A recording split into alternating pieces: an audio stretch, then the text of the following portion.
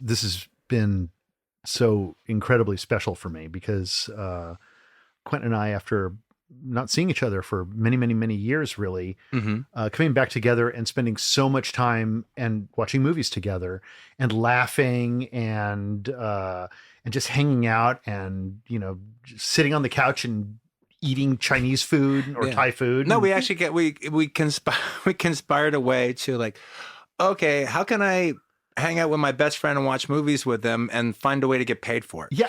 And so not only have we found a way to get paid for it, which is like, I didn't want to lead on with that, but I mean, the fact that we're getting paid to basically hang out and do what one of my favorite things to do in life is. And then frankly, also to be able to do this with my daughter and for us to all just like hang out and then to make, like new, what I hope to be lifelong acquaintances, like with producer Josh. Yeah, Josh, voice of God. The voice of God. The voice of God who you never hear. Who has been just like fabulous, like a thread holding us together. And so this has been like just, this has been super special for me. And we've had so many great experiences. I mean, we've had so many great guests. We had Jacqueline on, we had Eli. And my hero, Joe Dante. And Joe Dante. We had Joe Dante, which was just a special experience.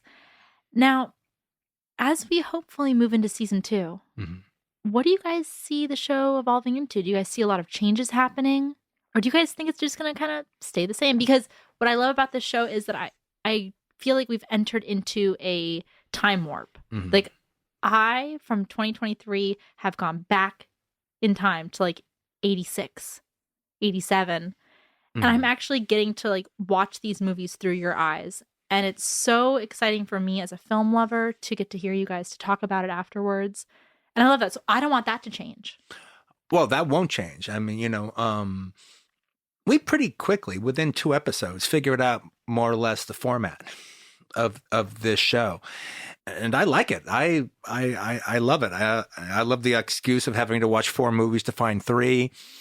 And or 5 movies to find 3. And then the bonus movie at the end after we've recorded, where we all go down and watch a movie just for the hell of it. Yes, exactly. Yeah, that usually is connected to one of the ones that we liked. Further our Susan George love, further our Fernando De Leo or Sergio Corbucci love. I think that is our base. That's our base show or base episodes, and I can see that, like 4 years from now, me and Roger doing some really like significant episodes. Those films will exist in a canon talked about by myself and Roger. Yeah. And years from now, people will talk about this movie or that movie, and they go, "Oh, well, you know what they said on Video Archives, blah, blah, blah." Quentin, that's actually already happening. I've actually gotten emails from film teachers, and they're saying, "Hey, I'm about to go teach my students this episode. I'm about to go." I have an email from a teacher that said, "I'm going to go teach them Slithis." And I thought, what a wonderful thing to go teach your students Slithis. Yes, absolutely. Or Spawn of the Slithis. Well, what's great about that is that for so long, you go to film school or something like that, and they're just showing you the movies that are kind of the expected movies that you're supposed to see out of the, the canon, the top of the canon. And there's very little dipping down and exposure to things like Slithis. Because who would do that? Except there's a lot to be learned from watching a movie like Slithis, which was made for a meager budget. But it's, even aside from Slithis, I mean, I think there is a situation where it's like after our episode, I make it a point not to pay that much attention to the reaction of the show. I think it's better to just imagine that we're just doing it for us and we're in the vacuum and nobody ever hears this. Yeah. And there was actually one point where we were where I think you even said, "Well, I would kind of like to just do the show and just not release it. Just have it just be for us." And I'm so glad that we released it because people everywhere now are getting to hear it. But one of the things that was really kind of cool that actually pierced my consciousness was how many people had never heard of Richard Fleischer's The Last Run, and then went out and saw it, and they go, "Wow, what a fantastic 70s crime movie. Yeah, what a fantastic George C. Scott movie." Hennessy as well. Yeah, and Hennessy too. And the people's response to that, and like people saying like, "Well, this is like a 70s classic. How come it's not talked about that way?" That's one thing, is that on this podcast, people have said we pick a lot of obscure movies, movies that people have never heard of or like have never even imagined could be out there. Do you guys have any plans next season on continuing with the obscure movies, or do you think you're going to bring in some more heavy hitters that are like really popular that people probably want to hear a little bit of you guys talking about them? Well, to me, it's really easy when it comes to what I eventually curate to more or less go on the air, because it's the same criteria I have when I wrote my book, Cinema Speculation. Well, why didn't you talk about Sorcerer? Why didn't you talk about Apocalypse Now? Why didn't you talk, the obvious ones? Yeah, and Jaws, a bunch Die of Hard. Jaws. Why didn't you talk about Jaws? I have something to say about Jaws. You too. love Jaws. Jaws is Yeah. like one of your favorite movies, if not your favorite movie. Yeah, and the thing about it was, it wasn't the idea of cheerleading a bunch of movies that I liked. I only like so much writing or talking about movies that I just absolutely love and adore, because I just think that's all just gush at a certain point, unless you have a perspective, unless you have an interesting perspective, unless you have an interesting argument, or the story of the making of the movie is so interesting. What interested me was, okay, here's this time period that I'm going to deal with as far as the book was concerned, 68 to 81. And so what movies did I have something to say about? What movies did I have an argument about? So yeah, I would have loved to have written about Sorcerer. I would have loved to have written about Cruising, but nothing, I didn't have anything I needed to get off my chest, at least not on the page. So consequently, there's a lot of movies we could pick and choose. Again, we haven't done Sorcerer, and that seems like it would be right up me and Roger's alley. It's one of our favorite movies, if not our favorite movie. Easily one of my top 3 films. Yes, absolutely. But I'm more interested in something, one, again, that I haven't seen. I'm interested like in a red letter title that either I haven't seen or there's something that's worth talking about. You know, our super tentpole episodes, I guess we could call them, Star 80, Moonraker, Straw Dogs, the ones that were like, one film, that were the big movies. Yeah. One might even say those were the kind of more obvious. Absolutely. And of course they were, yes. The movies that we had seen, those were great, amazing conversations. Yeah, and Sorcerer would be a fantastic one for the single episode. Would be a great treatment. One. Yeah. But, and I've always looked at movies as being kind of the campfire that you gather around to trade your myths and traditions together. And that a lot of it is about community and friendship and coming together and dreaming through collectively through somebody else's eyes, through the director's eyes. And so, first of all, friendship was the number one takeaway I had from this, and more than friendship with you guys. It's family. It's family and friends. Like number one, to me, that's what cinema represents. But then after that, it's this kind of discovery. And what really blew me away about this season was how many movies that we saw that were so good that I had never seen before. And we're going to get into that during the awards show, because there is a category for that. For sure. I'm not going to make any spoilers yet. But even just looking at, because we happen to have stacks of the videos in front of us from our different episodes, like broken down into like stacks of the 3 videos. And you'll be able to see this in our Counter Talk newsletter or on our website, because we have taken photos of them. And the thing about it is, so just looking at them all in front of us, and yeah, we could have picked more famous titles than George C. Scott in Rage, George C. Scott in The Last Run, Elliot Gould and Robert Blake in Busting, or The One-Armed Executioner, or Private Life of Sherlock Holmes. But I'm just looking at these titles staring up at me. These are Video Archives titles. Yeah. This Lipstick Box, that's a Video Archives title. Yeah. And they're demanding to be reckoned with as Video Archives titles. Something that I'd like to do more next season that I think would be really kind of cool is, we kind of got into a certain vibe as far as like the films that we chose. And this same thing happened at when I did my QT Fest in Austin, Texas. A certain kind of vibe of the movie started kind of playing out. And like in this vibe, I guess, is, a lot of 70s, 80s, a couple of 90s, a couple of early 60s stuff pop in there. But basically, it's kind of a certain thing. And part of that was trying to actually pick movies from the drama and comedy section, which would be where those films would exist, because they are the current movies of the time.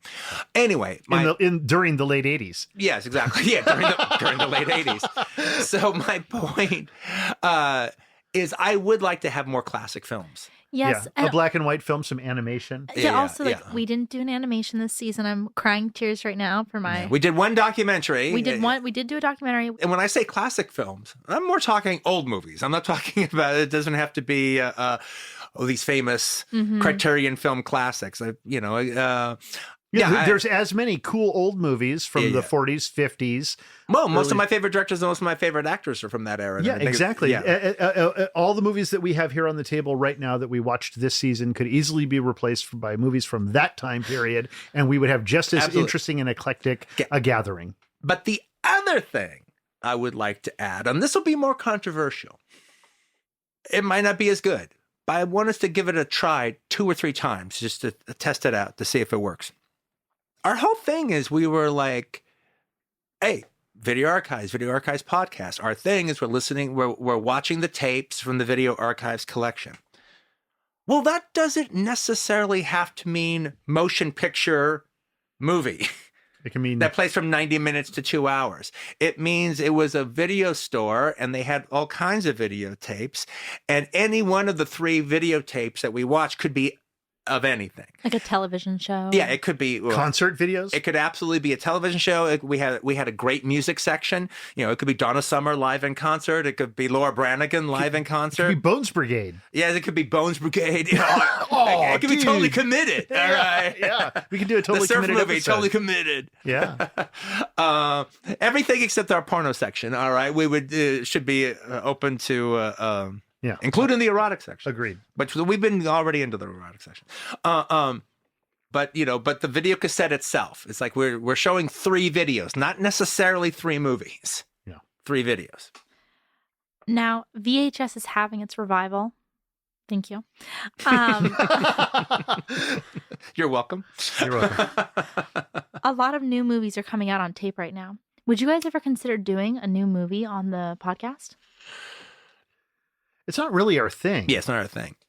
1, it's about the collection and the stuff that we can get. And 2, it's like, it's not fair for me to review a movie the way I review these movies here to a new movie. Because if I don't like it, then it's like I'm attacking the guy, or the gal, whoever. If I don't like it, it's like I'm attacking the film. Like I jumped out of the bushes and hit him on the head with a hammer. Yeah. And even some of the filmmakers who are alive and working today, it was a little close to the bone. And also if they're like, if I like the movie, well, I'm not here to be your cheerleader. If your movie's good, you don't need me. Some viewers have asked you guys, would you guys ever talk about your own movies on this podcast? At least the ones that came out on VHS. I thought about doing a True Romance. I thought that would be kind of. I thought it would be kind of fun if one of the episodes we did Killing Zoe and True Romance. Yeah, it's on. They're there. Well, we had Reservoir Dogs also, didn't we? Yeah, of course we did. So we could do I that. have Rules of Attraction. Yeah, exactly, that's. I have. You have Rules of Attraction on. They had it on. They had VHS? they had it in Eddie Brands. Oh, great! And I have Lucky Day on VHS actually. Oh wow! I know my friend made me a bootleg of it. It's a bootleg, but it's a very nice. He made a realistic box and everything. It was like I'm very grateful for that. He used an orange Rugrats tape. One thing that fans really like about this show that I've noticed is that we don't just get on and say how much we like a movie. We always are not afraid to point out its faults. We're about to get into our awards show and like basically the creme de la creme, the top of the top. But I have to ask, out of curiosity, is there a movie on this table that looking back at our season, you just don't like? Well, I'll throw one out. And it's not that I just don't like it. It's just that there were 2 films that I think kind of fell a little below par. And I'm not sure that this one movie that I'm about to mention necessarily should have been included. I still enjoyed it because I love Samantha Eggar. It's as simple as that, which was Welcome to Blood City. And it also has Jack Palance, who I also love. And so it was fun for me to watch, but I'm not sure that that's like this great film. Well, here's the thing about Welcome to Blood City is like, what you're not remembering is you loved it in the first half. You thought it was the most cleverest premise for something. The first half is amazing. You thought it was better than Westworld. It is better than Westworld in the first half. And then you're just so disappointed by where it ends up going by the end that you do tend to have amnesia about how excited you were about the whole first half of the premise. Yeah, you're absolutely right. But in like a movie like Slithis, there's going to be a lot of people who are going to watch that movie and not see what I saw in that film, or how much I love that movie and why I love it. Like some people are going to watch it and say, that is the wonkiest car with wobbly wheels going down the freeway. Well, one of the things I was very taken with by seeing some of the response, especially when it comes to that third movie, the people who really dig us, we set it up for them. We explain the parameters in which we appreciated it. We explain the parameters in which we are enthusiastic about it. And they see it inside of those parameters, and then they respond in kind. People see Cry for Me, Billy in the way it's supposed to be seen. They see Rene Cardona Jr. in the way he's supposed to be seen. Yeah. Now, when Quentin puts together the three movies, he always tries to stay away from a theme. We only had technically one themed episode this season, which was Our American Giallo with Eli Roth. Going forward, one sanctioned theme episode. One sanctioned theme. Yeah, themes pop up all the time, but there was some unsanctioned work going on. Yes, that was the case. Going into season 2, do you have any plans on including themed episodes? I would like to see a Ken Russell tribute. Yeah, I would like to see that too. And that can happen in any way possible. But I think you and I have discussed it, and we know a movie that would be our kind of... We need to have Mahler in there. We need to have Valentino in there. Probably. Yeah. So, yeah. Now, our last question before we get to awards. Quentin, Roger, I want you guys to name me one movie that you would love to watch next season. Well, I can name one. Okay, go ahead. I'd like to watch Gillian Armstrong's Starstruck. Oh, okay, cool. Actually, all the Pantheon ones that you were pushing for got aired this, except for that one. There's a few more. Oh no, there's a few more. There's a few more. But the ones that I would think of as Pantheon that I could write on a wall, I had one Pantheon movie in the entire schedule. You had 3, if not 4. So, Quentin, what movie would you like to watch next season? One I want to watch, because one, I'd like to watch it with you guys. I'd like to hear what you have to say. And I also have something to say about it, and I think it'd be an interesting way to have a conversation, is I'm a James Bridges fan, the writer-director James Bridges. Yeah. And he did a movie called September 30, 1955 with Richard Thomas that I'd like to watch on one of the upcoming episodes. Thank you both for chatting with me. I'll see you inside the store for our awards show. Now, for a brief word from our sponsors that make drive through till midnight. We'll share them with each other. Our voice of God, Joss Miniature, brings a tear to your eye. Absolutely. To give us the demonoid messenger of death. My number 2 pick goes to the special effects team for Moonraker. I can't help it. Well, the one that had the biggest budget for sure. Yeah, for sure. I looked it up and it was a really big team. I couldn't pick out one name because they were just in alphabetical order. That's how big it was. I love the fight in the end. I think it's a great special effects moment.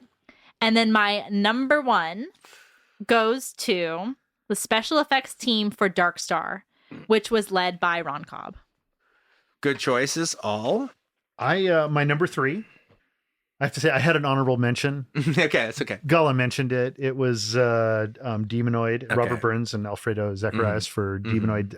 It's truly spectacular work. There's no question. But my number 3 is actually, I'm giving it to Roger Evans for the Jet Benny Show. Okay, yay. Because that's matte work done on Super 8. That's freaking difficult to do. Yeah. I know how difficult it is to do. And so props to Roger Evans.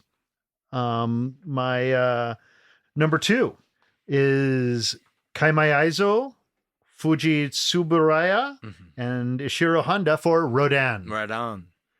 Which is, even now, just such a beautiful effects-driven movie. Absolutely. It's a great monster movie. And my last one, I'm in a complete accord with Gala, is Dan O'Bannon and Ron Cobb for Dark Star. Yes. Another handmade film. So I think for me, handmade effects won. Right. Absolutely. Oh, yeah, handmade effects did get the 3-2 in one spot. Yes.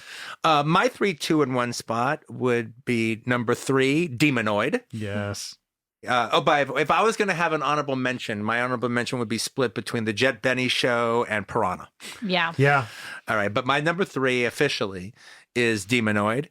My number 2 is Dan O'Bannon and John Carpenter and Rob Cobb's effects work on Dark Star. Bless you, Quentin. And my number one is Nisero Honda's work on Rodan. Yes. Okay, so we're You all guys- pretty yeah, you guys close are there. flipped. We're all kind of in the same pot. But that's good. I'm feeling good about it. I'm loving all of it. The category is Best Editing.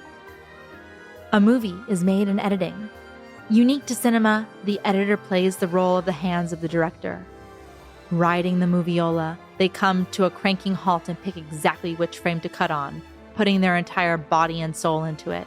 On its editing. If any movie here is dependent on its editing, it's Hennessy. And number one, absolutely, the one that takes its inspiration from both Russ Meyer and Eisenstein, Joe Dante's magnificent work on Piranha. Go, Joe. My number 3 goes to Bill Kimberlin for American Nitro. Oh, I always think that a documentary is built in editing, and so I think Bill did a really great job. True. Very good. That's a good. Very well. Yeah, exactly. Good choice. And he really only had 2 days to work with because the thing was only 2 days long. Did a really great job. My number 2 goes to Jerry Greenberg for Dressed to Kill. Mm-hmm. I think the editing builds great tension, and yeah. And then my number 1, Hal Ashby for The Loved One. I love it. The editing, when I watched it at the New Beverly Quentin, I actually saw even more real change splits because I was actually able to see it, and he is just masterful. Best editing, number 3, Eric Boyd Perkins for Hennessy. Hey! And you're absolutely right, Quentin. The tension that is built and the pacing that keeps that movie driving forward, it's spectacular. It is. It really is. So Eric Boyd Perkins, number 3. Part of the reason the movie is rewatchable is because of the editing. Yeah, absolutely. Number 2 would be Hal Ashby and Brian Smedley Aston for The Loved One. Again, you've heard me talk enough about Avery House favorite. You've heard me talk a lot about the real changes in that film, and Gala just mentioned it, and I've learned a lot about editing from that movie. The real changes, REEL, and then also the real changes, REAL. It's the changes that we feel along the way. And then my number 1 is Joe Dante and Mark Goldblatt for Piranha. Yay! Which the editorial tour de force. It is the tour de force. It truly is. You mentioned Eisenstein. Yeah. He's absolutely using Eisenstein, and he's also leaning into Podovkin. I consider Dressed to Kill, and if it had been a Paul Hirsch movie, it might have very well. It would have had to be. Yeah. In the best setting. But since it wasn't a Paul Hirsch, it would have forced your hand. Since it wasn't a Paul Hirsch one, all right, I was able to steer away from the show. The category is Best Production Design. Ooh, good choice. Which has, I think, some of the most beautiful Pixar-like imagery. And for a live action film, it's just a gorgeous movie. I consider that. My second choice, my number 2 choice, is Alexandra Trauner for The Private Life of Sherlock Holmes. My number 1 is to the indomitable John Box for Rollerball and The Keep. Together. We don't really do together ones, but it's not together. I was giving it to him for Rollerball, I know you but were. I also am seriously impressed by that village in The Keep. That village lives in my mind. I could be fine giving it to him for The Keep. I just think Rollerball is extraordinary in every level as far as design goes. No, but it's like Fred J. Cohen camper, Victor J. Kemper. We have to make a choice. That's true. So this is a John Box award for me. Yes, okay. So for Best Production Design, my number 3 goes to Manhunter. I loved the sets in it, but there was no production designer mentioned, so I'm going to give it to the art director, George B. Chan. My number 2, Piranha. Of course. No production designer mentioned either, so I'm going to give it to the art directors, Bill and Carrie Millen, because I love that Joe Dante was just taking newspaper articles about people getting eaten and bitten by rattlesnakes and putting them in the background. Boy eaten alive by wild dogs. Like things like that. Man bit by rattlesnake. And those were not made by them. They were just real and on the stand. And I love that. That's the very best kind of production design. And my number 1 for production design goes to Dan the Man O'Bannon for Dark Star. No, wow. Did it himself. You know what? You're right. That's You're right. a good one. I should have remembered Dan. Okay, I had one written down here. I had it crossed out because I was sure you were going to say it. So I was like, oh, okay, well, it'll get mentioned and it'll be fine. And it's not really my kind of pick anyway. So then I wrote one next to it. So the one that I wrote next to it was Straw Dogs, which I was going to give for third for production design. But initially I had Moonraker written down because Ken Adams, like, well, of course Roger's going to choose that. All right. And when you didn't choose Ken Adams, You were shocked. and then like, I forced your hand. it's like, You're absolutely right. You're absolutely right. I should have remembered my primary deity. You guys, we just heard a Video Archives first, Quentin giving Moonraker an award. Yeah, I know. right. I am well, but he gave it the right award, yeah, I did give it the right. and probably the only award that will come from Quentin to Moonraker. I never argued this point. Okay. So no Straw Dogs. Yes, Ken Adams, Moonraker. That's number a wise. three. That's a wise choice. Number 3. Number 2, Sonny and Jed. Yeah. And number 1, actually, along with Moonraker, the movie that we talked the most about the production design when we did the episode is Alice Sweet Alice. Yeah. It has you're good right. production design. It was the production design that sold it, that turns it into this weird period piece that they do in Long Island. Yeah. Great picks, Quentin. Thank you. Really good picks, especially that Moonraker one. The category is Best Cinematography. Ending the day with a sunburn on the back of their neck, the cinematographer is the man behind the camera. An audience feels each cinematographer's unique style, even when they do not know it. They bring their doorway dollies, their paintbrushes to the shadows, and their cinematic language to the screen. With just a frame, we can tell a story. Whether it's Technicolor, Eastman, or black and white, we honor these cinematographers that bring their magic to the screen. Best cinematography, my number 3, goes to Earl Rath for Busting. Mm-hmm. Didn't really like the movie that much, but man, that doorway dolly sequence. It's some energetic movement. Absolutely. That is amazing. My number 2, Haskell Wexler for The Loved One. Mm. Painting on the shadows on the ground. Yep. And my number 1 goes to Ralph D. Bode for Dress to Kill. Oh, wow. Split screen, split diopter. I love it. Dress to Kill is getting more love from Gala at the year-end episode than she on the actual episode. When I wrote my thing, I was like, Quentin's gonna be like, No Eyes of Laura Miles. Yeah, right. Okay, so best cinematography, number 3. I agree with Gala. Earl Roth, Busting. And in absentia, Peter Hyams as well. Number 2, Sven Nefskist for The Last Run. It's excellent work.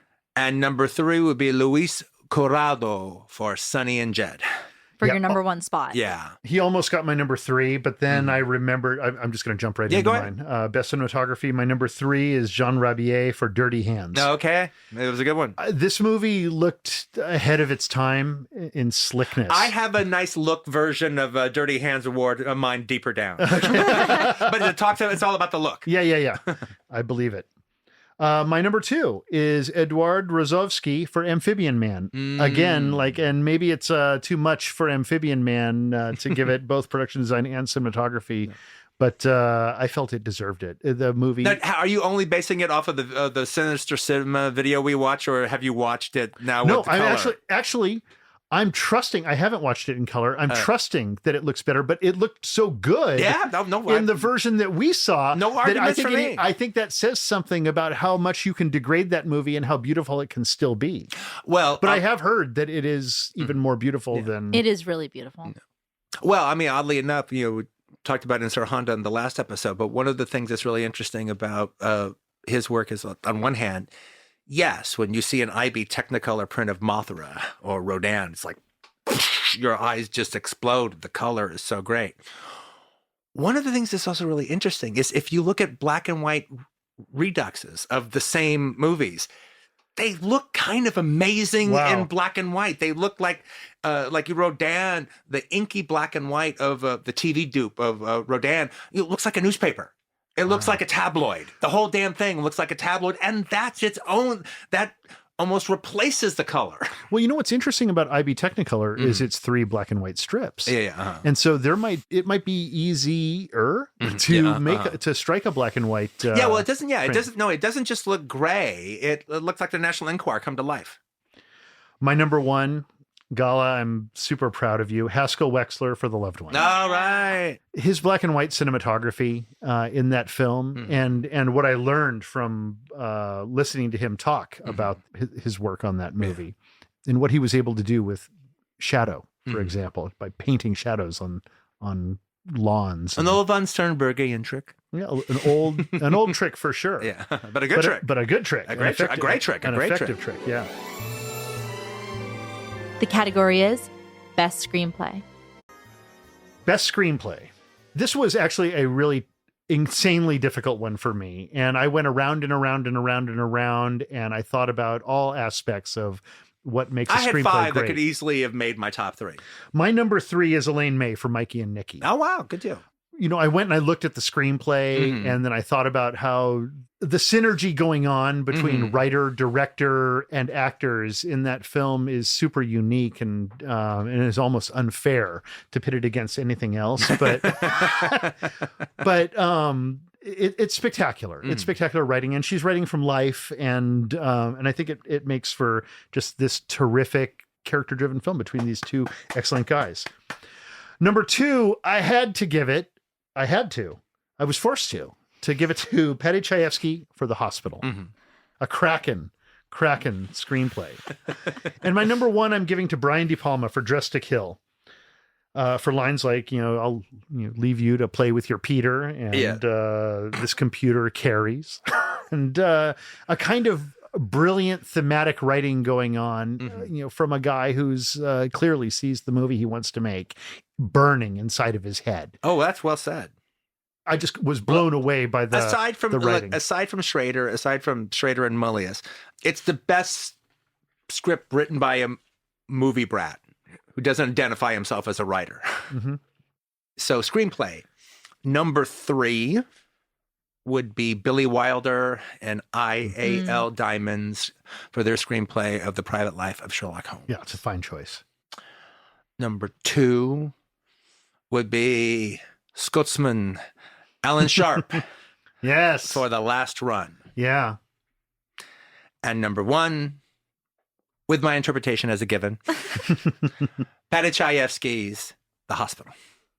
So I like that we're all giving it to Paddy Chayefsky for The Hospital, but in different places. Because Quentin's giving it number 1, Roger gave it number 2, and I'm giving it to my 3rd spot. So number 3 for me is Paddy Chayefsky, The Hospital, with Quentin's interpretation. My number 2 is going to go to Lee Chapman for Steel. Oh, wow. Okay, it's a really good script. Right on. It's a really good script. I've actually done some research on Lee Chapman since Roger.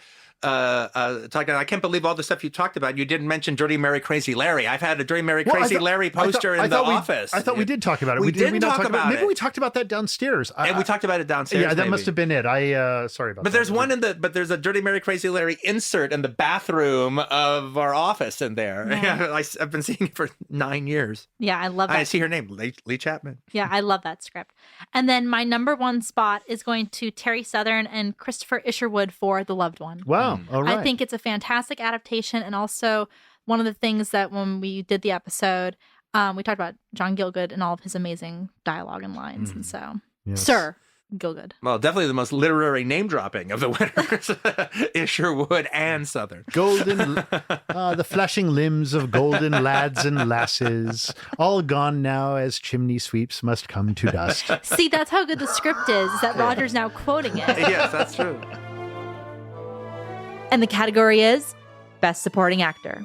Or the non-Roger interpretation. All right, that's if your interpretation of The Hospital is correct, then my interpretation of Tom Selleck is correct.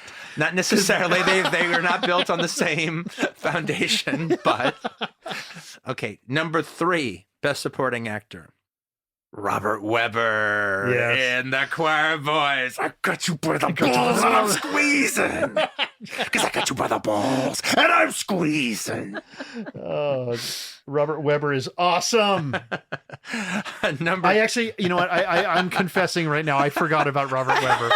how great he was. I didn't think if you want to add it at the last film, don't let me stop you. I'm locked in on mine. I'm going to give him my honorable. I'm going to give him my. Go ahead, Quentin. Number 2, Yul Brynner, Light at the Edge of the World. And I will say, if I was going to rub anything in, all right, to my co-host, is on that episode, even with Jacqueline here, even though she seemed to like it a little bit more, I was pretty much like, it seemed like I was the only guy that like appreciated that movie. And it was kind of surprised to see some of the different things that people like really like Light at the Edge of the World. I like Light at the Edge of the World. I did not like Light at the Edge of the World. You actively disliked it. And I still do. Sorry. I've got you going through my head every time I think about that movie. I hear you like lamenting about the death of Yul Brynner. You're like, Yul Brynner, they killed his shine. I hear you saying that in my head.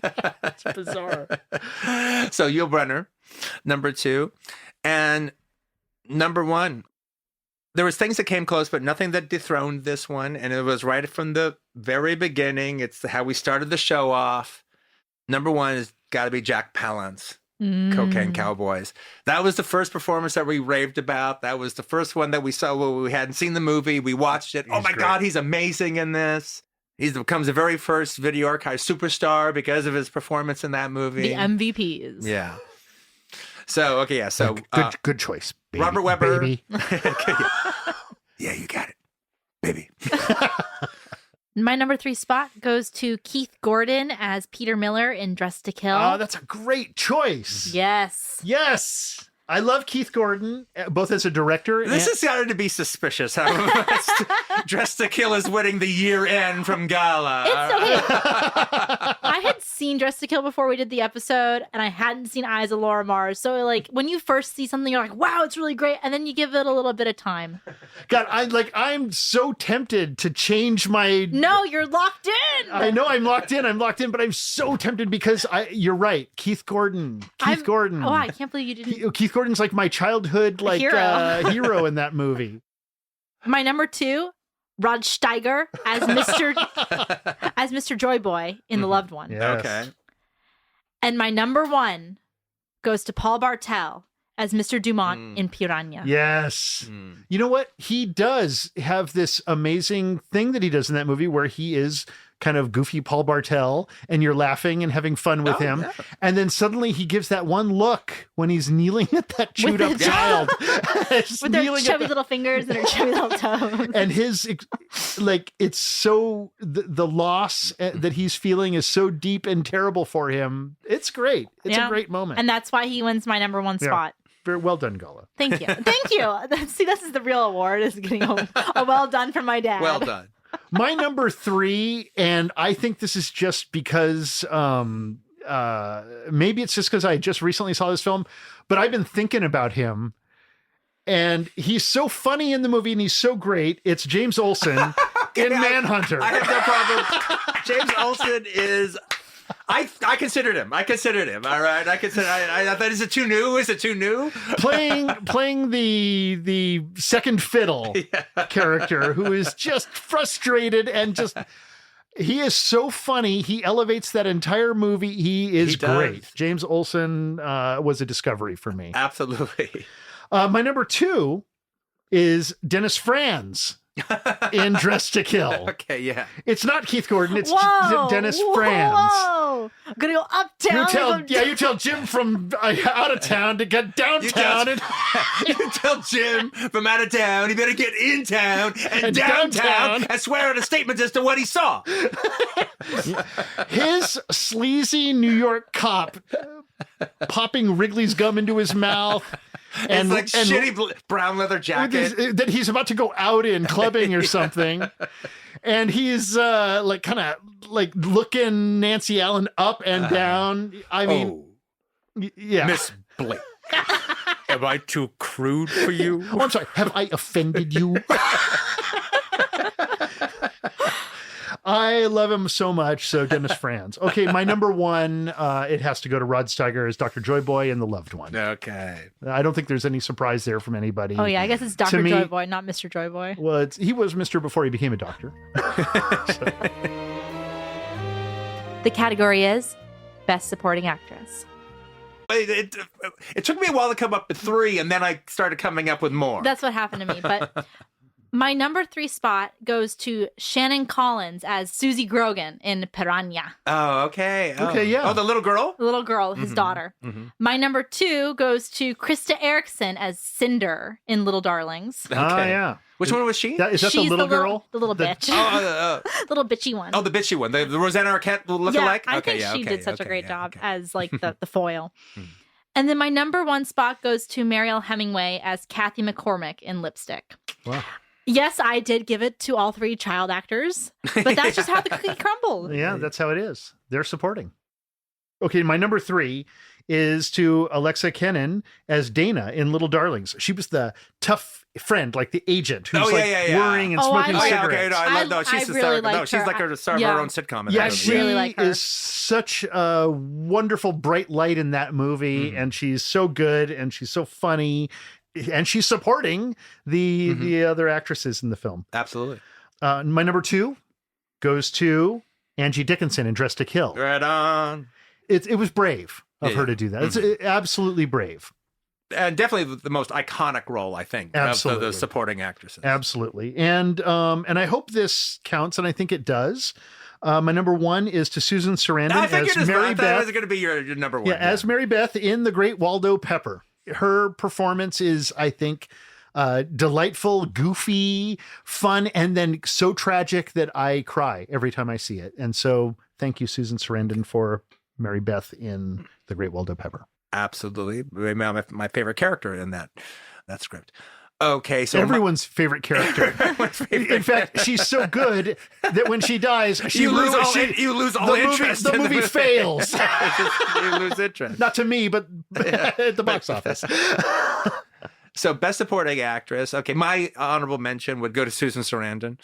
All right, and my sub honorable mention would go to Pam. Oh, yeah, Pam. American Nitro. Pam was on my list for a while, all right? So she absolutely gets a shout out.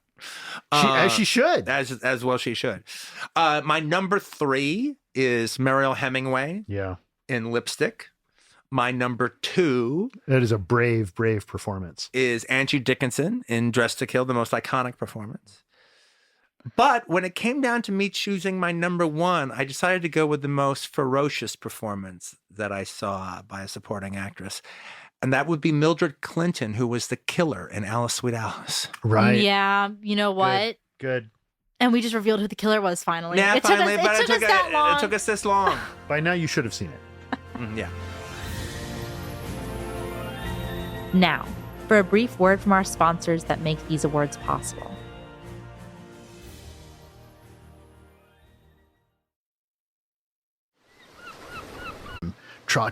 For a limited time, these leading ladies touched our hearts with their powerful performances. From comedy to horror, they left an impression on us that has lasted the entire season. Listen in as we pick our favorite female performances of season 1. My number 3. Best Actress. Best Actress has to go to Lois Childs as Dr. Holly Goodhead in Moonraker, a.k.a. the woman that I want to be. All of these women I want to be. You're just waiting for your James to show up. I'm just waiting for my Take Me Around the World One More Time, James. That's all I'm waiting for. My number 2 goes to Nancy Allen as Liz Blake in Dressed to Kill. Yes. Because I, too, want to be as cool as Nancy Allen is in Dressed to Kill. I want to be as cool as Nancy Allen is in general. Yeah. And then my number 1 should come as no surprise. Christy McNichol as Angel in Little Darlings. Great choice. My favorite, probably my favorite performance. I'm actually going to start crying right now just thinking about it. When she's like, you saw right through me. And I saw that movie at like a really good time to see that movie. Man, she's so good. So that's why Christy McNichol wins Best Actress for me. Roger. Okay, I just want to say, first of all, I did not put Nancy Allen down, but boy, I love Nancy Allen. And I'm so glad you chose Nancy Allen. I'm happy that you did that. However, you chose Christy McNichol. Dressed to Kill seems strangely overrepresented by Gala and criminally underrepresented by you. And Moonraker is overrepresented by you. What's going on here? Kristen McNichol as Angel in Little Darlings. She's my number 3 choice. Yeah, okay. You don't have to be Gala's age or a female to really be touched by Kristen McNichol in this film. She's amazing in this movie. That's why she's that good. And it was a revelation to me because I had always kind of thought, I don't know, I'd never really thought of her as the big actress in Little Darlings. I always thought, well, it must be Tatum O'Neal because she's an illustrious actress. I'm not that Kristen McNichol isn't, but when I saw Little Darlings again, I realized, wow, she's the force behind this movie. Her transformation is incredible in the film. My number 2 is Samantha Eggar as Jennifer Baines in Demonoid. Yeah. She running around in this movie in her high heels, being terrified by hands jumping out at her, and pulling it all off with a straight face is just. She's a class act. You are right. You are right. Samantha Eggar is a class act. I didn't include her in this. I include her in something else that's in that same vein, but you make me ashamed that I didn't include her in there. My number 1. It's Susan George, man. It's Susan George for her 1-2 punch. Okay, but which one though? You got to choose. Well, I'm giving it to her for Sonny and Jed, but but coming off of Straw Dogs and doing Sonny and Jed, right on, is like I think in some ways Sonny and Jed had to have been informed, or it's growing out of the other one, and so I just think she's in such a great place in these 2 films, and that it really comes together and makes Sonny and Jed her little bits playing a dirty child basically in Sonny and Jed is amazing. No, my best actress could have been number 3, Susan George, Sonny and Jed. Number 2, Susan George. I didn't do that. Done it. But you could have done it. I could have, with a good conscience, done it. So my best actress. And now I'm feeling that this is too low. I almost wish I'd switch it out with number 2. Maybe. I don't know. Number 3 is Nancy Allen, Dressed to Kill. Ooh. And that's even me acknowledging, and actually that's me acknowledging she's one of the most iconic roles in cinema, of this whole list. Yeah. Number 2, Susan George, Straw Dogs. Yes. And number 1, Kristen McNichol. Oh, yeah. Little Darlings. All right. Yeah, Christy. Right on. Christy McNichol. The category is Best Actor. So now for Best Actor. Here we go. For me, number 3 is Peter Falk, Mikey and Nikki. If you remember in the episode, I actually chose John Cassavetes, but now after a whole year thinking about it, to me, number 3, Peter Falk. The difficulties that he's balancing, and between the dynamic of those 2 characters, where one is naturally kind of a larger, more showboaty role, and it's I absolutely am down with that. Yeah, he's great. Number 2 would be Rod Steiger, The Illustrated Man. Yes. Him. I don't even care that much about the stories inside of it, but just him as the Illustrated Man. Just boom. Yeah, he likes it hot. Yeah, he likes it hot. He's just like me. He's a bum who likes it hot. He's a bum who likes it hot. And then number 1, there was no other performance that knocked me and Roger out in quite the way that George C. Scott did in The Hospital. It was one of the wow, is this one of the best performances I've ever seen in my life? Obviously he has the material to do it, but he's got the material, he's got the director, and he's got the showcase, and he's got the power to do it. He's great. He's full on George C. Scott 100%. He makes The Hospital what it is. I mean, The Hospital is like a stage play. Yeah. And he's the star of the stage play. No, The Hospital without George C. Scott, what the fuck would that even be? Yeah, I'm not even sure. Yeah. My number 3 is George C. Scott for Rage. Right on. He's directing, he's acting as good as he is, and he became one of our one of our guys. There was a time that it was for me Scott. Yeah. With Rage being the third one. And I was juggling between Last Run and Rage, but then I thought, he's directing. At the same time in Rage. He's so George C. Scott. He's so like a volcano about to explode in that movie. Look at the cover of the tape, you guys. That's what Quentin's holding up and shaking right now. My number 2 Eric Roberts for Paul Snider in Star 80. Okay, well done. Well done. Cannot be denied. Cannot. That is one of the greatest performances of that decade. Mm-hmm. And Eric Roberts he challenged himself in a way by taking that part and then going with it. And he makes an absolutely sympathetic character out of somebody who really shouldn't be sympathetic. Yeah, right. So believe me, that's a juggling act. Mm. And number one, Rod Steiger for Hennessy. Ah, Rod Steiger for Hennessy. There were plenty of Rod Steiger performances to choose from throughout this, and I thought about Illustrated Man long and hard, but then I just thought about how he carried Hennessy from beginning to end and how he took us all the way through it. It's another rage-filled,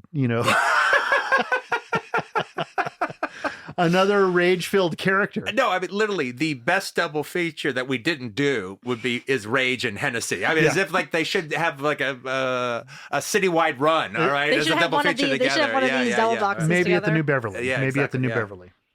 Okay, so for me, my number 3 pick. I'm going to keep it up with keeping at least one George C. Scott and one Rod Steiger on the list. Maybe, We'll see. maybe. No. Oh. Naturally. But of course, I do have Rod Steiger as Hennessy in Hennessy as my number 3 spot. Okay. Because I think that it was a tight performance, and I love how he goes in makeup and everything.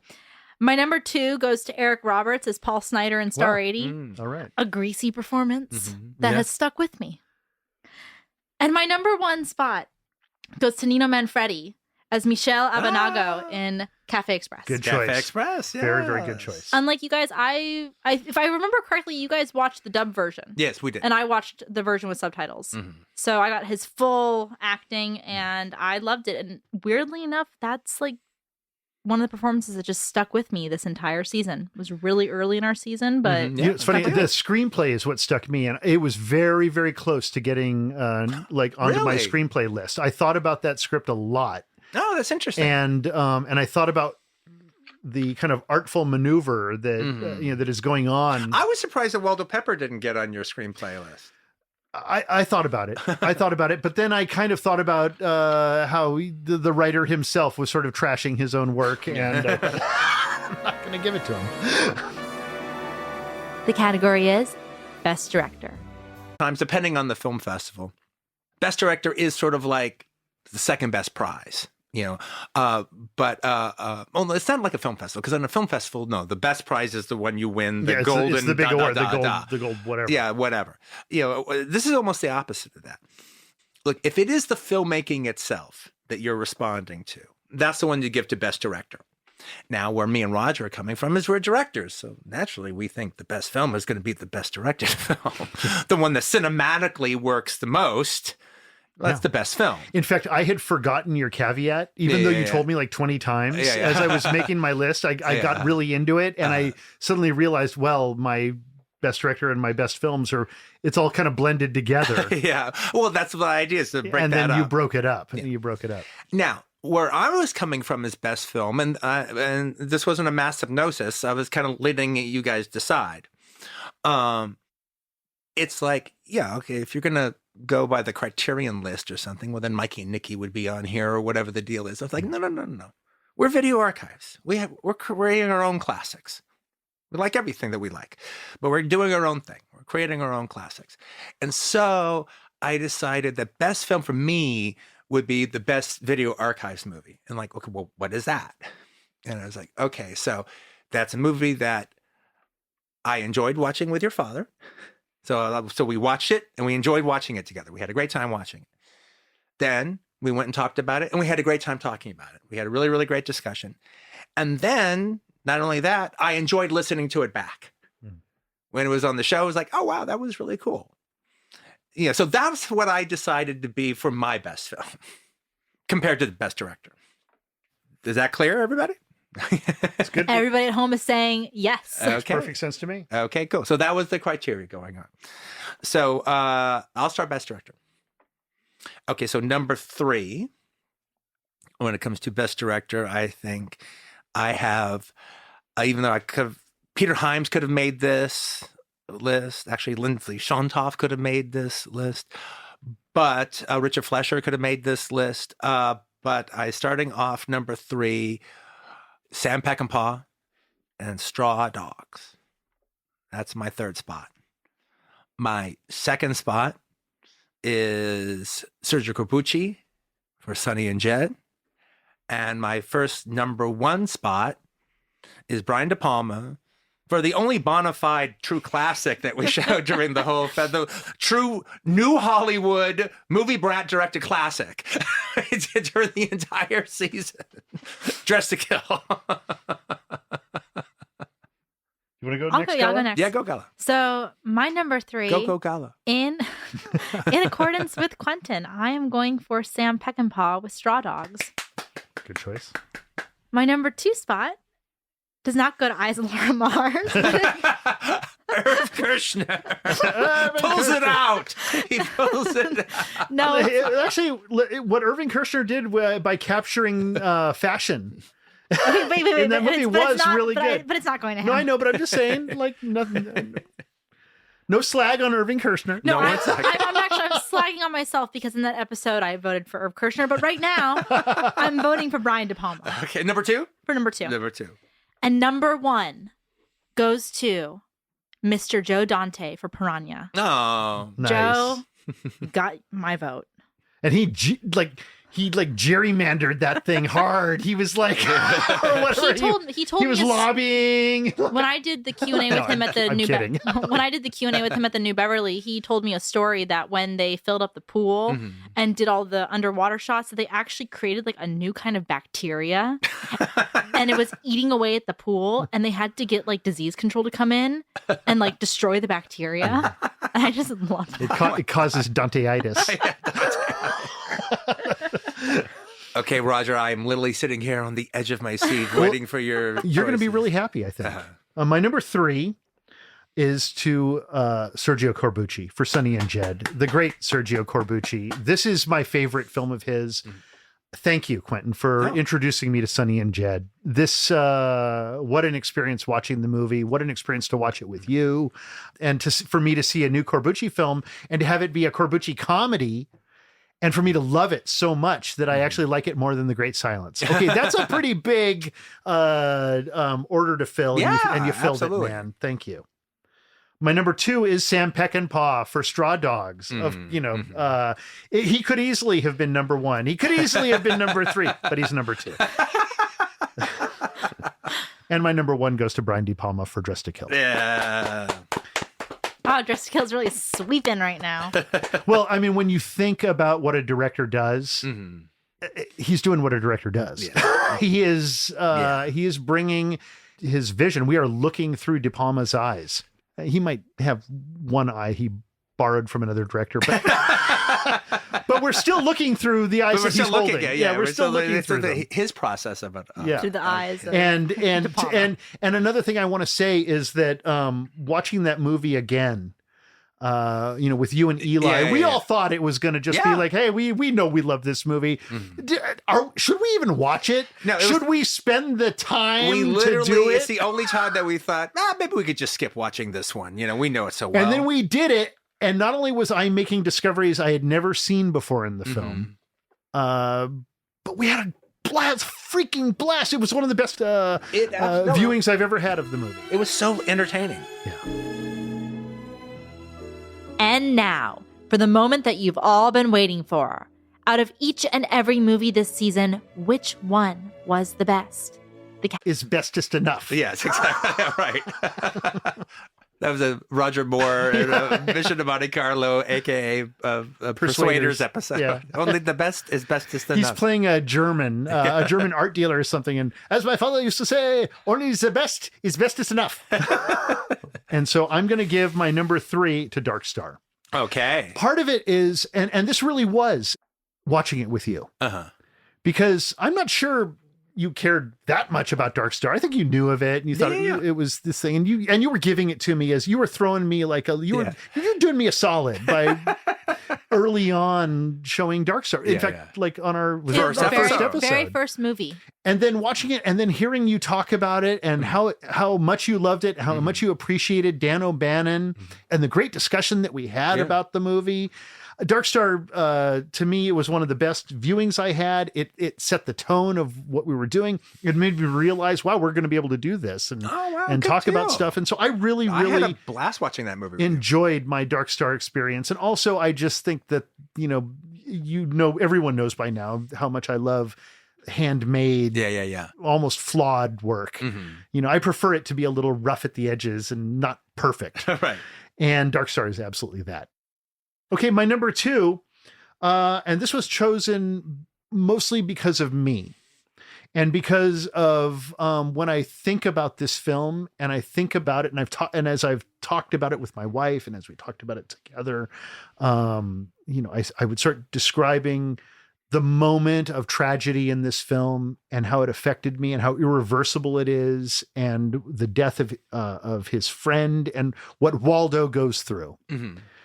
Affects me so deeply. And I have such a deep connection to this film that I had to include it on my best film list. It's The Great Waldo Pepper by the great George Roy Hill, who easily could have gone on my best director list because I was halfway expecting him to. He was originally on there and I had to make a choice and I chose that I would place it under best film because to me, it's an unsung masterpiece. Yes. And I actually like this movie more than I like his other films, partly because I love the flying in the film, partly because I love the melancholic feeling of the movie. I love that the movie throws away its audience in the middle. It's brave enough to go there and to show Waldo's tragedy. As opposed to Susan Sarandon sitting in a pond, waving, and shaking her fist at the mad. Yeah, exactly. This movie I have a very deep connection with this film because I have a very deep connection to the tragedies that I've experienced within my life that that make you who you are and take you away from who you want to be. And that you are not defined by the good or bad that happens to you in life. I feel like what this movie says is that you're defined by how you react to the good and the bad that happens in life. And so this movie is an important film for me, and I wanted to include it on best film. You also read the screenplay, didn't you? I did. I read the screenplay in book form. Yeah. And I've never read, I didn't realize that the novelization of the screenplay was written the way it was. Which you said it has a weird format. It's a screenplay format, but it's also he novelized the screenplay. It's almost like a good blend between the two. And so I just love the movie all around, and I would love to see this movie get even more attention. My last film, because I feel like I'm living inside of this world today, is Norman Jewison's Rollerball. For me, is my number one, my favorite film of the bunch that we've watched here. I think Rollerball has the key within it of everything that's wrong in the world today. And how we're meant, at least according to Norman Jewison, and according to the hero's journey, how we're meant to resist and go against all that's wrong in the world. And for that reason, I've chosen Rollerball. Okay, so for my best films, I thought about it like what movie stuck with me and what conversations did I really enjoy having and listening to. But my number 3, for all the reasons that Roger just mentioned, goes to Rollerball. Oh. Because when I'm sitting and I'm talking to people my age and younger than me, and they're talking about like, oh, hey, I'm just going to use AI art, or hey, I'm just going to use ChatGPT to write my essay. Hey, I'm just going to rely on the internet, and that's everything that exists today is on the internet. No. Go watch Rollerball and figure out why you shouldn't do that. My number 2 movie goes to The Loved One, because the first time I ever saw it, I didn't understand it. Yeah, you could not understand what they were saying. It's like, oh yeah, roll that, yeah, roll that. Like their English accents were beyond Gala's comprehension level. That's actually true. And through doing this podcast, I've gained a new appreciation and a new understanding, actually with Rollerball as well, of my dad. So with Rollerball and The Loved One, I've understood my father Yeah, because better. you were not a big Rollerball fan. I was not a big necessarily Rollerball until I fan. started talking about it like crazy. Yeah, actually, to be honest, before doing the podcast, I didn't really like Rollerball that much, and I didn't really like The Loved One that much. And by doing this podcast, I have a new appreciation for both of these movies and understand my dad way better through them. So thank you. And that is why, for number one, it's Moonraker. Which would actually be a movie that I would have pushed on him, but no, it's not Moonraker. It's not Moonraker. It's not Moonraker. Well, okay, now you're going off script. Yeah, it's an honorable mention. Quentin is shocked right now. And it's not Little Darlings either. Okay. I'm giving it to Cafe Express. Wow. Because late in the game. Yeah. This is a movie. Dark Horse. Yeah. This is the movie that I can't stop thinking about. The moment when he's being interrogated by the police officer after everything, and he has his wooden hand and he's smashing it against the table. It's such an explosive performance that when I look at all my VHS tapes on the shelf, that's the tape I always pull out and I look at it. And I think, that was really something. And that is a movie I would have never have seen if it weren't for this podcast and if it weren't for Quentin. So thank you, Quentin. But anyway, that's my three. Cafe Express, The Loved One, and Rollerball. Cool. Okay. My three, and I gave my criteria of what counts as a video archives classic. Number three, after jockeying around and whatever, number three, I have Demonoid. Yay! That was on my short list. Yeah, Demonoid was on my list. Yeah, Demonoid's number three. Number two, and again, I just think, it's a video archives classic. I think number two is Hennessy. Yeah. Yeah. And we had such a great time. Yeah, watching we that had movie. such a great time with such a great discussion. It was, Rod Steiger, he got a lot of love from you guys for Best Actor. And number one, when I look at these boxes, the one that I actually think that's not set up from beforehand, that just kind of dominated and became, I think, a video archives classic that I wasn't pushing that going in, is Rage. Right on. Rage is I think that's, to me, that was the video archives movie of that people probably weren't aware of. Directed by George C. Scott. Awesome Starring sauce. George C. Scott. And a movie that really is, I'm so happy you chose his second Rage. best performance, right, of the show.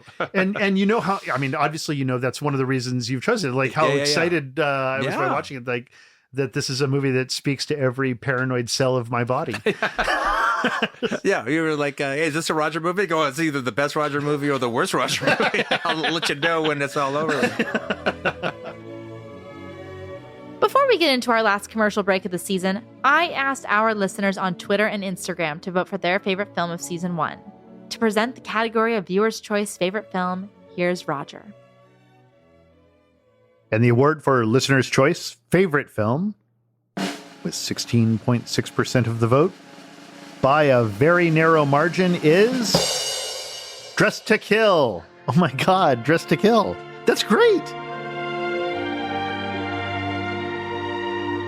And now, a word from our lovely sponsors. It's about discovery, prepare for life, and being ready. We take pride. To present the category of Viewer's Choice Favorite Discussion, here's Roger.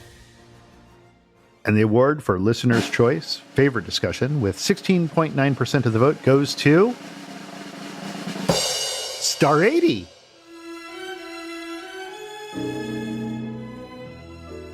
And now, for the remaining awards. The category is Discovery of the Season. Out of all of the movies Coma. I saw Coma maybe 3 or 4 times this past season. Yeah, you really vibed on Coma. I really, and you know what? Did you watch the miniseries? No, I did not, actually, but I've just seen the movie 4 times. Okay. She saw the movie as if it were a miniseries.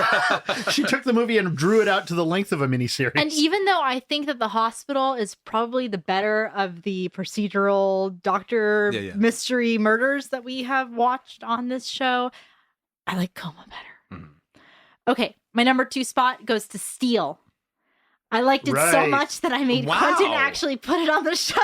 I lobbied hard for that movie. Yeah, that was kind of one of our after we've recorded Yeah. shows that we would go down and we yeah, watch. we and actually watched. No, that I just gotten a brand new print of it. Yeah, all we right? watched it on 35 millimeter on Quentin's print, and I loved it so much that I was like, we should talk about this. We should talk about it. And Quentin's like, well, it's not in the archives.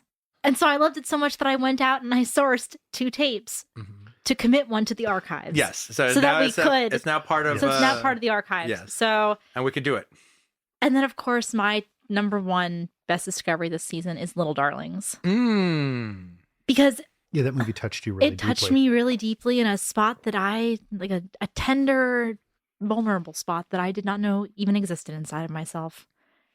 Anyway, those are my discoveries. You had the opposite feeling with the Choir Boys. You know what? I have a repulsion from that movie. Yeah. That and The Light at the Edge of the World. Sorry. Hey, you know what? Jump. Do it. Jump. Okay, got your big audience Yeah. going on here. Got everybody stopping what they're doing. Oh, look at me. Look at me. Why don't you just go and do it and jump? Stop wasting my time. I think this lady has some things to think about. Let's just let her just have a good long thing. Jump. I got other things to do. So for me, best discovery is a film that I haven't seen. And I'd seen a lot of the films that we played here, but I went out of my way to watch stuff that I hadn't seen. And I think the 3 best examples of that, and I could put a few things down, but number 3, The Jet Benny Show. Yeah. Yes. Number 2, One Arm Executioner. Mhm. Yes. Bobby A. Suarez's One Arm Executioner.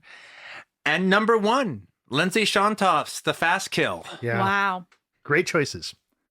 And there's a Venn diagram where ours kind of touch because my number 3 best discovery this year was Roger Evans, the director of The Jet Benny Show. And it's really The Jet Benny Show. Yeah. But it turns out that years ago, I saw this online. Somebody had taken the opening credit sequence for Johnny Quest and transformed it into like stop motion animation. Oh, yeah. Huh? Into like 3D animation. And I saw it and I was like, wow, that is fantastic. I loved it. Okay. And then time goes by and we watch the Jet Benny Show and I had my reaction to the Jet Benny Show and then discovered that Roger Evans was out there. And the next thing I know, I just discovered this last week, he was the guy who did that. And so this is a guy who's after my own heart. Absolutely. Not only that, he's there in Texas to this day, and he's got a little company that I think they make and distribute film scanners, 35 millimeter, 16 millimeter, 8 millimeter film scanners. So I'm like, okay, this guy's my hero.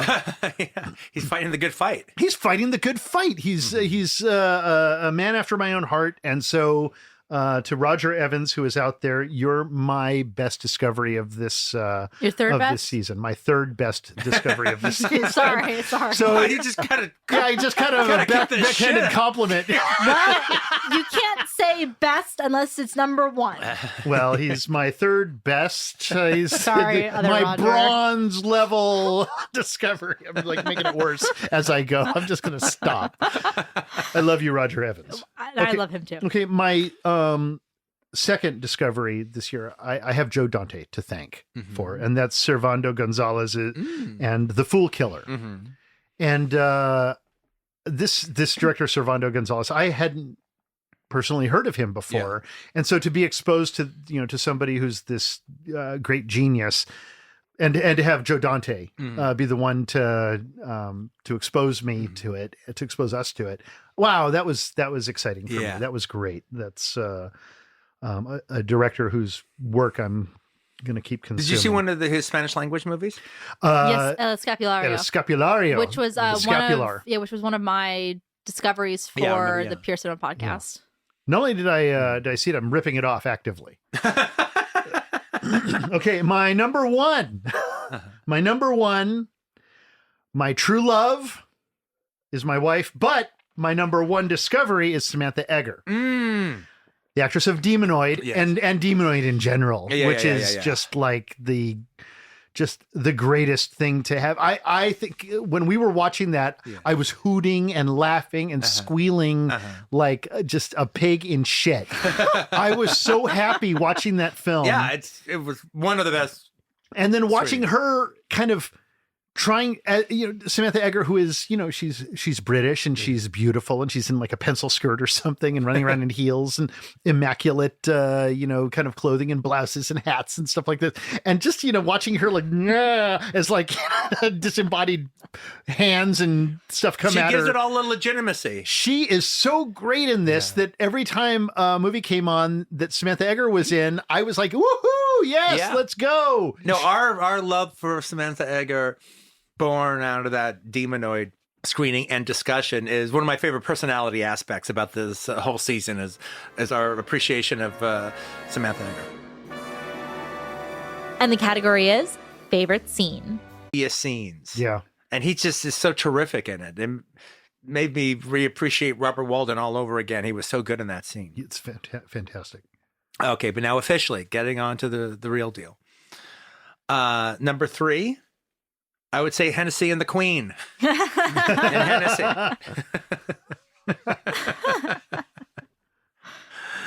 Number 2, when it comes to, now here is a classic scene, is the museum scene in Dress to Kill. Yes. One of the greatest nonverbal scenes. Yeah. And on the other end of the nonverbal scene is number 1, George C. Scott's impotism monologue. Oh, yeah. In the hospital. The hospital. Right on. My number 3 best scene is training for the heist in Blind Rage. Oh, that's a good one. I liked every minute of that. Mm-hmm. Okay, my number 2 scene, I've been like going back and forth because this movie had so many good moments. The movie is Demonoid. And I was going to go for the moment that the demon hand protected itself from burning from the fire. But by digging itself underground. Yeah, on the dirt. But I'm going to go for the scene where the hand is at the doctor's office and it's possessed the guy and it's going to chop itself off. Yeah, the black cop. The black cop. Yeah. And she's handcuffed and watching and freaking out. I love how she is. Cut it off. What do you need? Anesthesia. Don't care. Just cut. Just cut. And my number 1 scene really should have gone to Christy McNichol and that whole thing, but it's going to the other moment in the archives this season that really made me cry. And I was sitting in the New Beverly as we watched it, and I also watched this movie like 4 times this year. But it's the great Waldo Pepper, Ernst Kessler, and Waldo on the bridge. Okay. And the moment between them where they basically just like they tell the lie and then they tell the truth. Actually, you pointed something out to me, which I had never noticed about the movie, which is Ernst Kessler realizes that Waldo just wants to believe the lie. And so then there's a moment where, and you see it when he realizes that with Waldo and he just gives him what he needs. He gives him what he wants. And then he tells him the truth, and then I wept. Yeah, and then I wept. And it's such a great moment where in the theater I actually was crying. And it truly is the key to the entire movie. Yeah. That moment. And it's such a good moment. So I have to give my best scene to that. It is the key to the entire film. This is the George Roy Hill apologist. I am a George Roy Hill apologist. Yeah, apologist. I didn't say apologist. I thought you said apologist. I was like, He's both. He's both. He's both. When needed, he very rarely needs an apologist. Yes, but when he does, he can call on me. That's true. So my best scenes. Actually, first I'm going to give an honorable mention to the Paul Thomas Anderson scene in Slithis. Where the guy is driving the girl home and he's like, oh, I guess that makes me the dirty old man.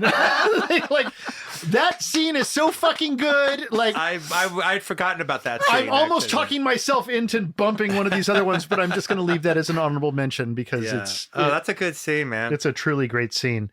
And my number 3, in fact, maybe I will pick it because my number 3 actually was Blind Rage, the rehearsing of the bank robbery. No, keep Blind Rage deserves it. Let Blind Rage get to the truth of the matter is it deserves it. It does. It deserves it because that was, not only is it a great idea that they set up this little set of the bank, and the guys are blind, so it doesn't matter, and they just have to go through the motions, and you're looking at like a wireframe version of the bank. And that cool girl is the one training. Yeah, and that cool girl is training them, and they have that amazing long shot where they just kind of travel through the bank as everything's happening. That's a great scene. That's the reason to make that movie, was that scene. It's inspired. Yeah. And then when you actually see the robbery, you're just like, holy shit. I mean, like, you're surprised how invested you are.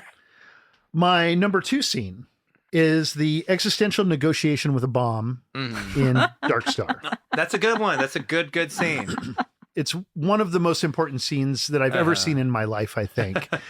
And it's funny. It's memorable. You know, Dark Star is such a great film. That is such a great moment.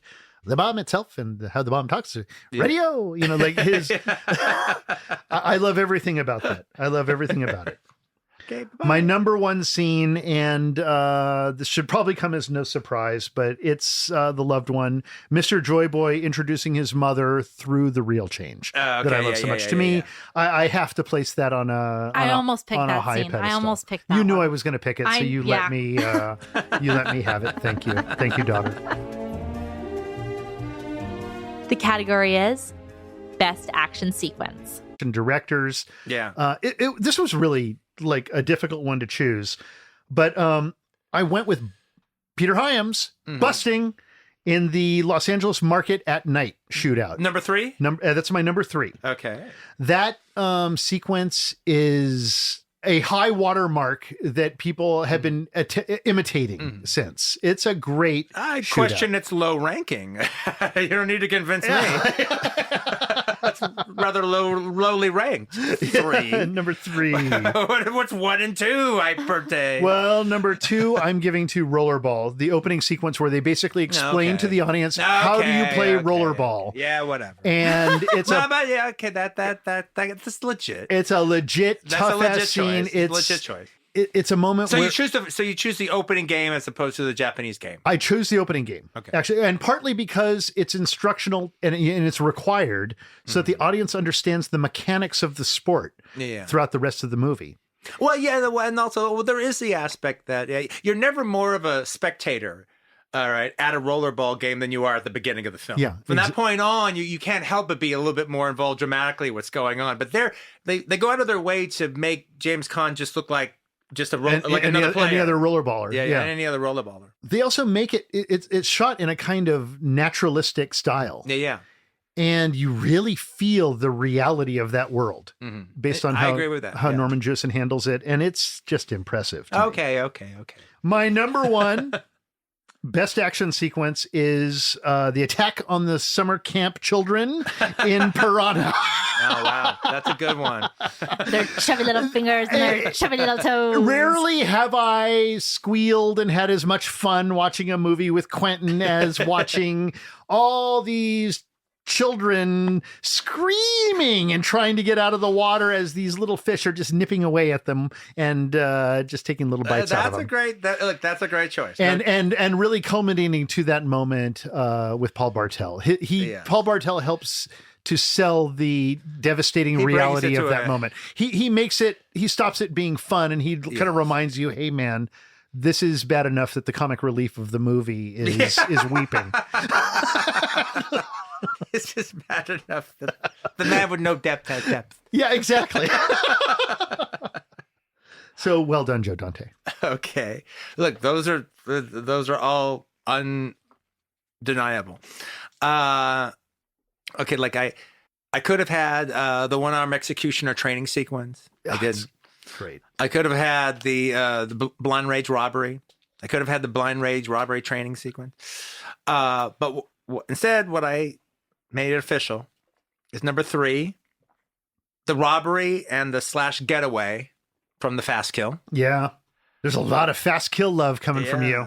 Fast Kill's a great movie. A lot of Fast Kill love coming from me. That was and it stayed in there. It's really stayed. It's had staying power. That's why it's like doing so well. Well, it's such a deft choice to make that exterior commitment in that moment. And though it's based on budget, he turns it into kind of a stylistic thing. And then that crazy car drive. Well, see, the thing that gets me, the thing that it's part of my appreciation for Fast Kills, that's something we could have done. Yeah.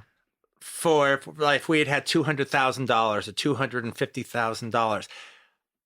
I don't think we were mature enough to be able to pull that off, what he was able to pull off. But if that would have been in our reach, we could have come close to something like that if we hadn't, if we didn't fuck it up. Yeah. And we might have very well fucked it up. Yeah.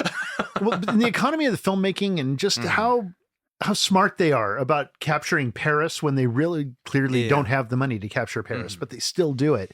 And like you said, it really looks like a movie I ripped off that I didn't rip off. Yeah, right. Okay.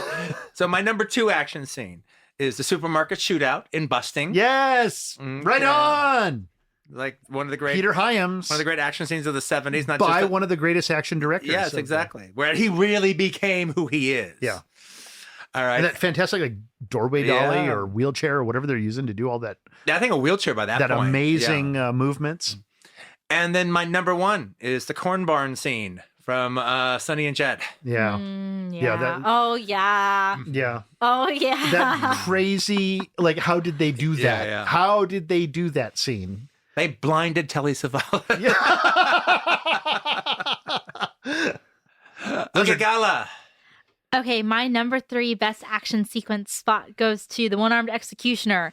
Yes. The scene where they kill his wife and remove his arm. No. I think it's a great action sequence and it has so much emotion behind it. My number 2 spot is the ending action in Straw Dogs. Okay. When it finally just all explodes. The siege at Treacher's Farm. That is like one of the greatest of all time. That is right a worthy choice. And my number 1 is the doorway dolly sequence in Busting. Oh, all right. So I Busting. got number 3 and number 2 and number 1. Oh, yeah. Busting, not my favorite movie for sure. I have to preface it with that. But that sequence was really amazing action. God, the camera work in that movie is really good. Peter Hyams is acknowledged. Like that like I just have to say, it has nothing to do with action, but that birthday cake sequence in Busting. Oh, yeah. where Oh, they're yeah. yeah. So good. The category is Best Credit Sequence. The more I thought about it, the more memorable credit sequences I could remember. Number 3 spot goes to, if Roger doesn't have this as his number 1, I'm shocked, The Private Life of Sherlock Holmes. The opening credit sequence where they're going through the... he's giving me the look, and I know he has it as his number 1 based on that look. But they're going through all the memorabilia. That's a good one, yeah. But the reason why that scene is so good is because you only realize how good it is after you finish the movie. Yeah. That is true. All the clues of the movie are there. My number 2 spot goes to The Great Waldo Pepper. I don't really know if it's a credit sequence, but basically the opening where the little kid is like taking the... No, that actually is a credit sequence. That is a credit sequence. Credit Okay, sequence great. are playing there. Okay, great. So that goes to that scene. Yeah, it just follows the little Waldo's kid. Great Lie. Because it sells the great lie, and then it sells like that this kid is really just working for it. And the number 1 credit sequence of all time, Moonraker. Well, it's a Bond film, and so it's a Bond film. It's iconic. I really like the song, and also I don't like the new Bond openings that they do nowadays. They don't have the bullet thing. I don't think in No Time to Die. Like I don't think they had it. And they have the bullet thing. Did they have the bullet thing? I think they have the bullet I thing. don't know, but they just. It's not a Bond film if they don't have the bullet thing. I don't know. We can check if they have the bullet thing, but I don't think they have the bullet thing. But Moonraker's intro, I love the old style Bond themes where it's all optical. I love it. So Moonraker just gets that the naked women like doing like floating around and like man, it gets me happy to watch a Bond movie. Yeah. Okay, Dad, what about you? I know what your number 1 is, but okay, my number 3 is Treachery and Greed in Planet of the Apes. Oh yeah, that's a great one. Good one. Like, that was a good one. I know that it's technically, but it's on tape. It was one of our viewings. It was VHS. Absolutely. It like under the the recent definitions provided by Quentin. Yes. It's allowed. And boy, is that a great sequence. It's like Saul Bass all the way. It's not Saul Bass, but it looks like Saul Bass. Yeah. I actually tried to find out who did the credit sequence for it. It's probably just some studio guy, animator or something, some title sequence, like title house guy or something. He did a great job. Man, that iconic image of that gorilla in silhouette, in like lithographic silhouette, holding up his rifle on horseback with that giant sun behind God, him. you're talking me into it. That was a good one. I wonder if that's the because I watched the TV. It's the it's the exact same. It is, but they reworked it enough to add, to make it look like an opening credit sequence for a movie. Yeah. Honestly, in the TV version, that might be the best part about the TV show. Yeah. Is that great opening? The opening it is sets great. you up. It makes you, and then with the music, boom, boom, boom, boom, boom, boom, boom, like all that kind of crazy. And the emphasis of the gorillas, the soldiers, it's the rifles. It got me in the mood. Let's just put it like that. Okay, my number 2 is actually The Private Life of Sherlock Holmes. It's my number 2.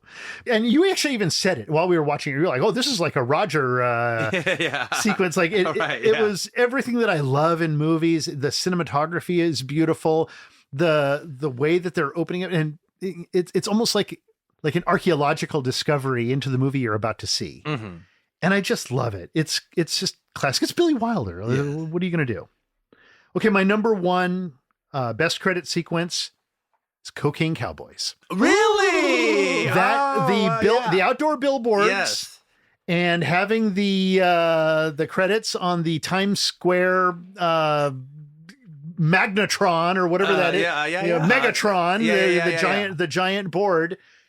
I thought that was so clever, even though he ripped it off from his own previous film, which cheapens it a little. It might cheapen it a little. I could never look at it the same way again once I saw that. That's but the reason he ripped it off is because he improved upon it and he made it perfect, and he finally did it. And look, even many filmmakers repeat their own ideas again and again and again, and because they love it so much. He had. Well, it's a good idea, and it was absolutely my favorite credit sequence, and actually. It was because it was one of the first movies we watched. Yeah. I remember when that came on, it was like, wow, I've never seen that in a movie. And you remember, I was like, oh my God, I love this. I almost think that's what sold me on him the first time, And it may be why I was as inviting to that movie for the rest of the movie. Yeah, right. Other than Jack Palance. Yeah. Was that opening credit sequence. Choir Boys, not best opening credit sequence. Actually, that's the one part you liked, right? That was the one part I liked. But you know what, though? Actually, the second part I liked were the ending credits. Oh, yeah. Because it was over. No, but you especially really, you didn't like them all laughing at the end. No, but I liked that it was over. I liked that it was over. Okay.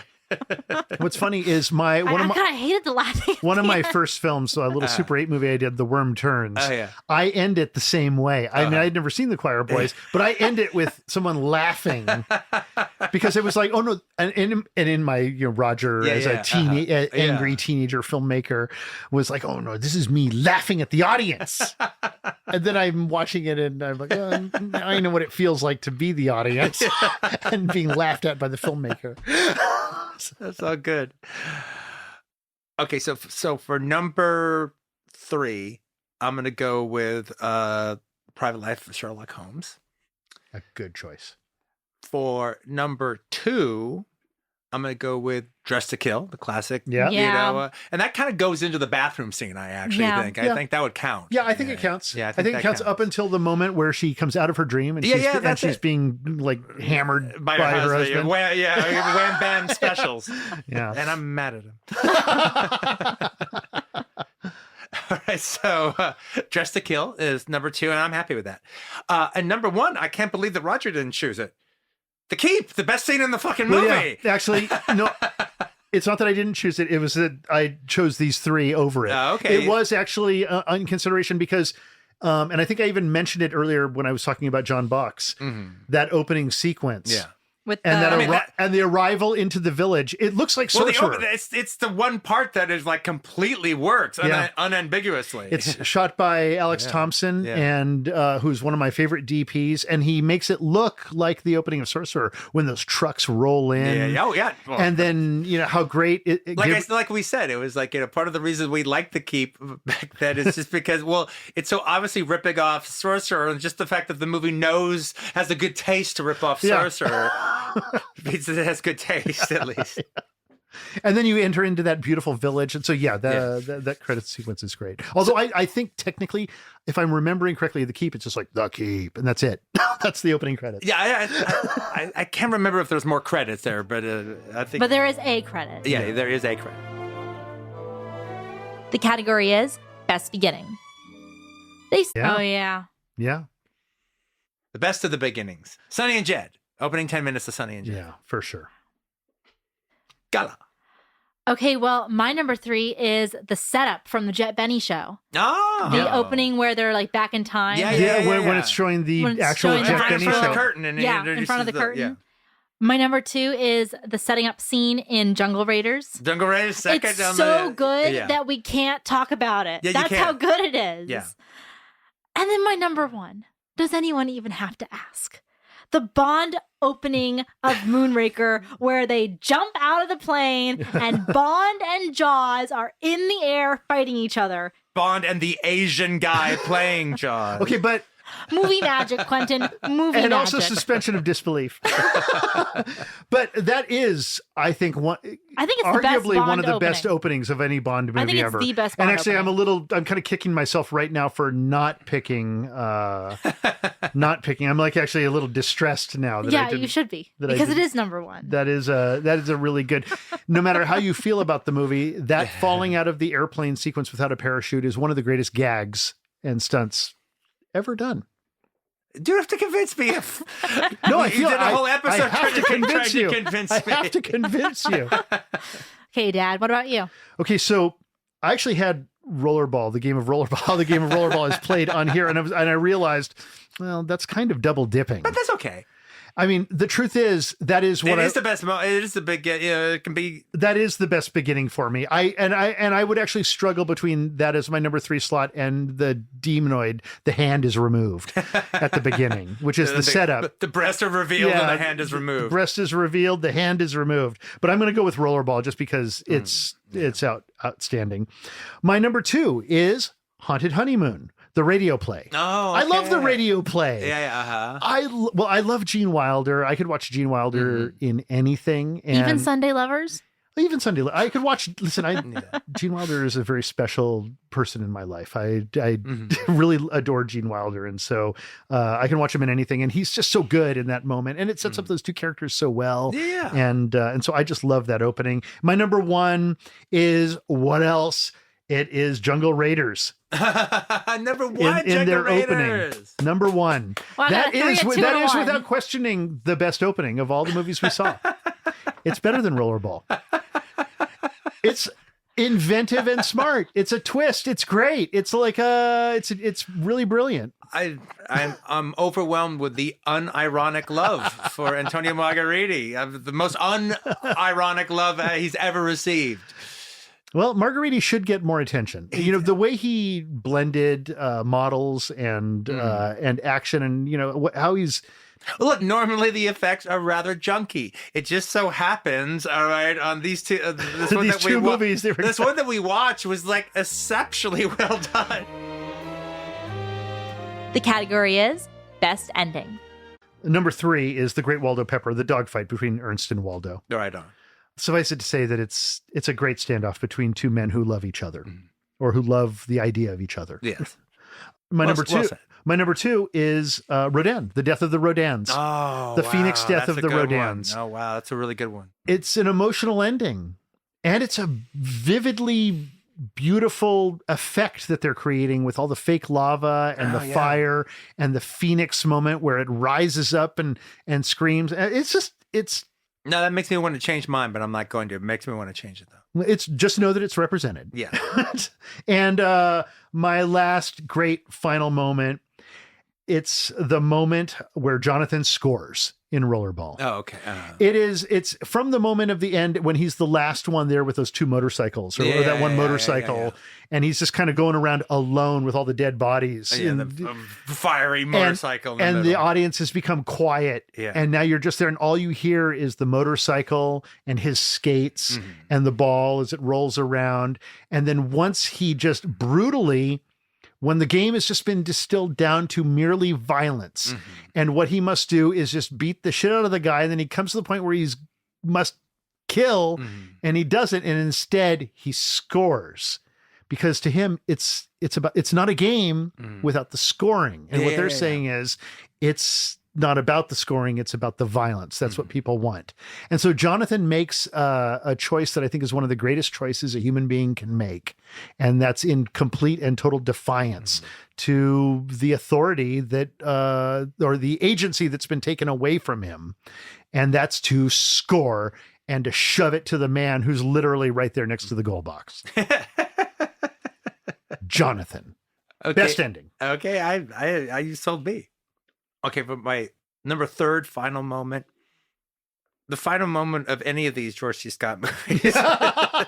It's absolutely. His final moment is... His final moment may as well be a Rodan screaming exactly. in flames and falling into lava. This is the human equivalent of the Rodan screaming in flames. And Quentin is holding up the Rage. Box. Again, he holds up the Rage box and he shakes it. He shakes it for effect. For these purposes, I will choose the final moment of George C. Scott in The Last Run. Good choice. Mm-hmm. On the beach, alone. Then my second favorite final moment is the final moment of Dressed to Kill. Yeah. Classic final moment. The maybe one of the most chilling moments. And Nancy Allen's so good in it. Yeah. Oh. And then to me, the final moment of all the movies that we watched, frankly. And it's all about the final moment. And that is the final moment on Peter Falk's face at the end of Mikey and Nicky. It's a devastating and logical ending as well. So I'm just looking at Lipstick right now, and I just want to say Lipstick has a pretty fucking great ending. I'm just going to give that a quick honorable mention. Yeah, that deserves an honorable mention. It's a Revenge-O-Matics The one part that actually 100% works is the end moment. Okay, number 3 is the final reveal in Operation Nam. Oh, yeah. That was a shocking twist or shocking take on the ending that I wasn't expecting and completely changed how I had evaluated the movie prior. Yeah. Right on. You mean the surprise before the surprise, before the tag-on surprises? Yes. Okay. There's like a series of like 4 surprises. I'm talking about starting at the first one because it's like the last 15 minutes. They all get more cynical. Yeah, we can call it the cynical wrap-up. Cynical wrap-up of Vietnam. My number 2 has to go to Moonraker. Take me around the world one more time, James. Because I love the thing about a Bond movie is it has to end with sex on a boat. All the classic Bond movies do. And Moonraker, they're in space, and so it ends with sex on the space boat, basically. But I love that they're on the phone and they all see what's going on. And then she just turns it off and she doesn't care. Just take me around the world one more time. Yeah. Such a great ending for me. And actually, if you ask me, the best anti-gravity effects in the whole film are on that. With her hair. Yeah. She's beautiful in that moment. She's beautiful in every moment. Lois Chiles. She's Lois Chiles. And number 1, Rollerball. Jonathan.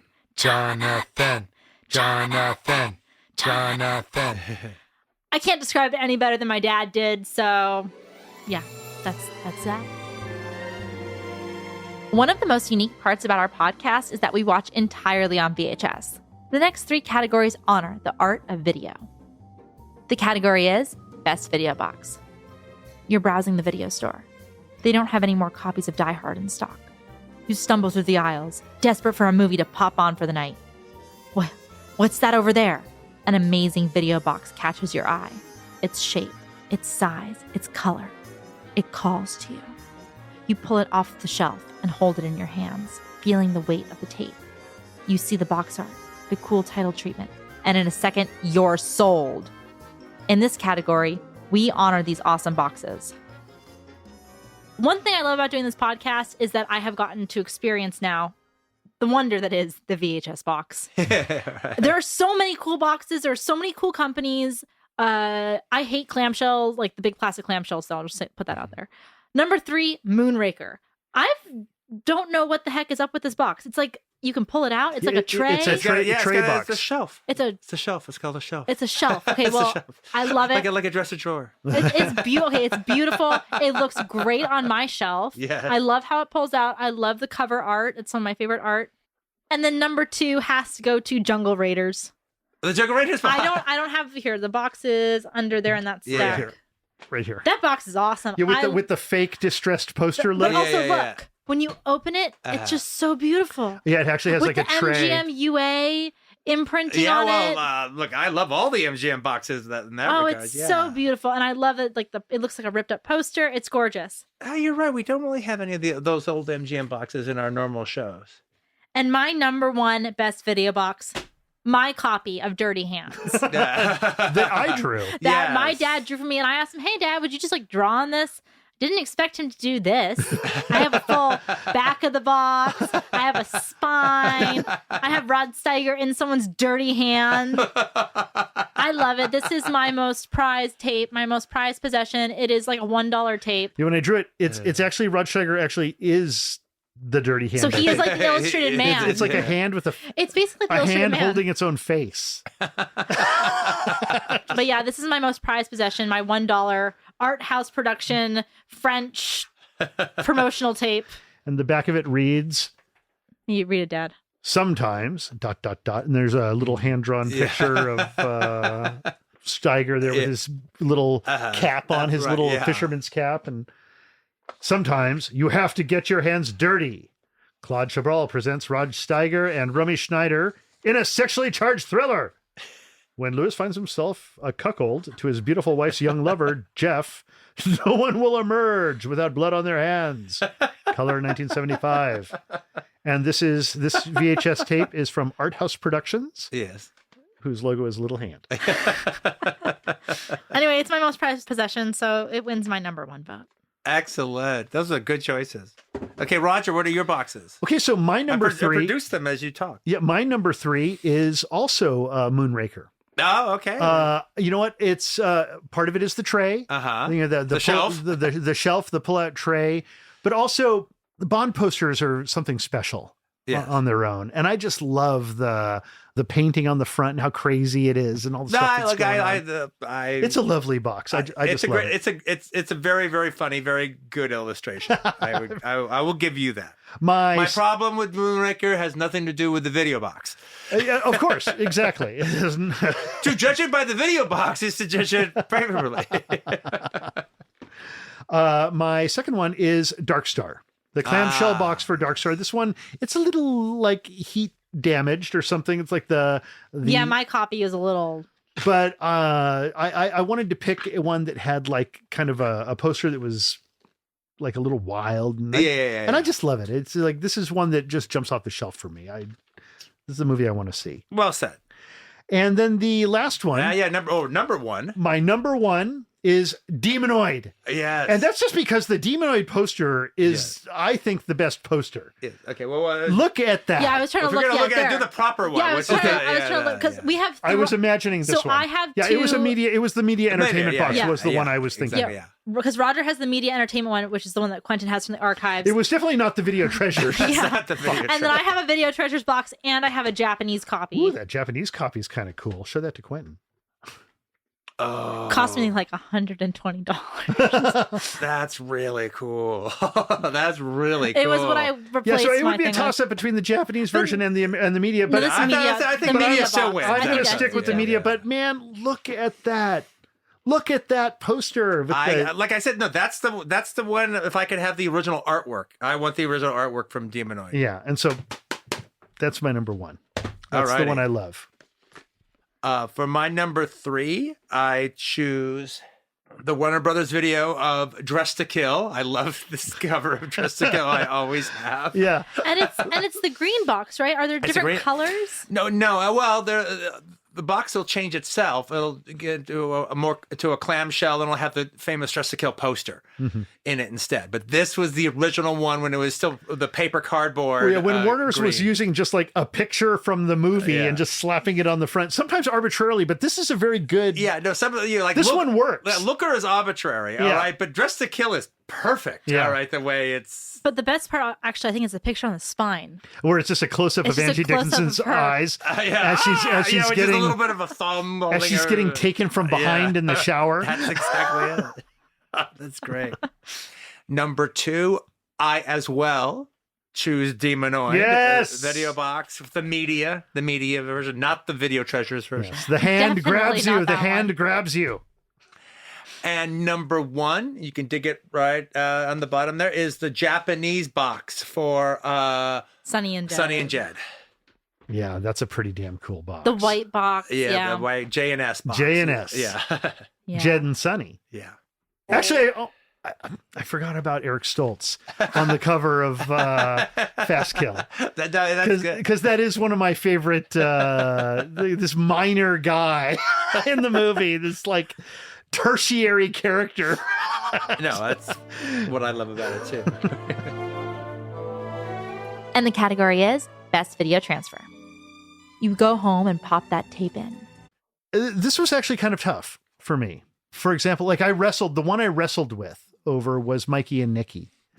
Because the dark, kind of almost murky 4:3 transfer of the film, when I was watching it, I was thinking, wow, it's really, it's muddy, it's dark, but it was representative of the print that they used. Yeah. And then when I watched the Blu-ray on 4K, and I realized what can go wrong when you try to get too much clarity where it's not needed, where you're trying to pull detail out where, it's meant to be murky and the movie's meant to be murky. Yes.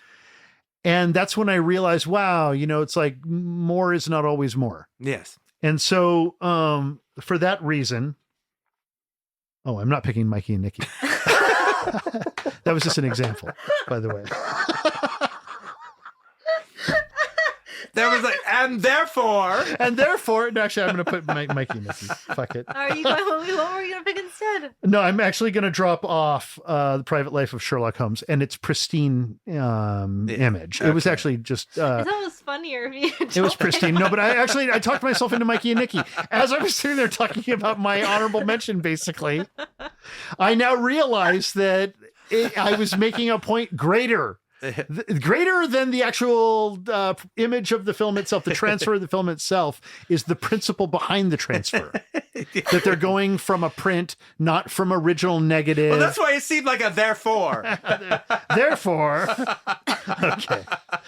I just did a classic Roger moment. Okay. So do you want to do it with the therefore? Therefore. No, we should just keep that whole thing in where it's like, oh no, oh yeah. Yeah, just keep it. It's that's how I am. That's how I truly am. Okay, my second is The Keep. I thought The Keep's transfer was fantastic. Way better than my feelings about the movie after I saw it in the end. Better than my initial assessment of the entirety of the film. Did we watch it on video or did we watch it on Laserdisc? Oh, is that what it was? Did we watch it on Laserdisc? I think we watched it on Laserdisc. You know what? Maybe that's what it was. That counts as good transfer. That counts as good transfer. That's actually why it sits in my memory so well. You just actually answered why. I was like, why did that look so good? Because my Laserdisc work. Yeah, your Laserdisc.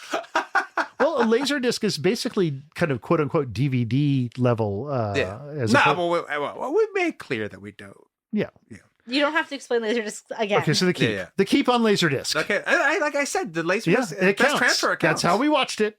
So I'm going to go with The Keep on Laserdisc. And the number one best video transfer, which I think was just so artistically achieved, is Dress to Kill. And this is specifically for the pan and scan. Yeah.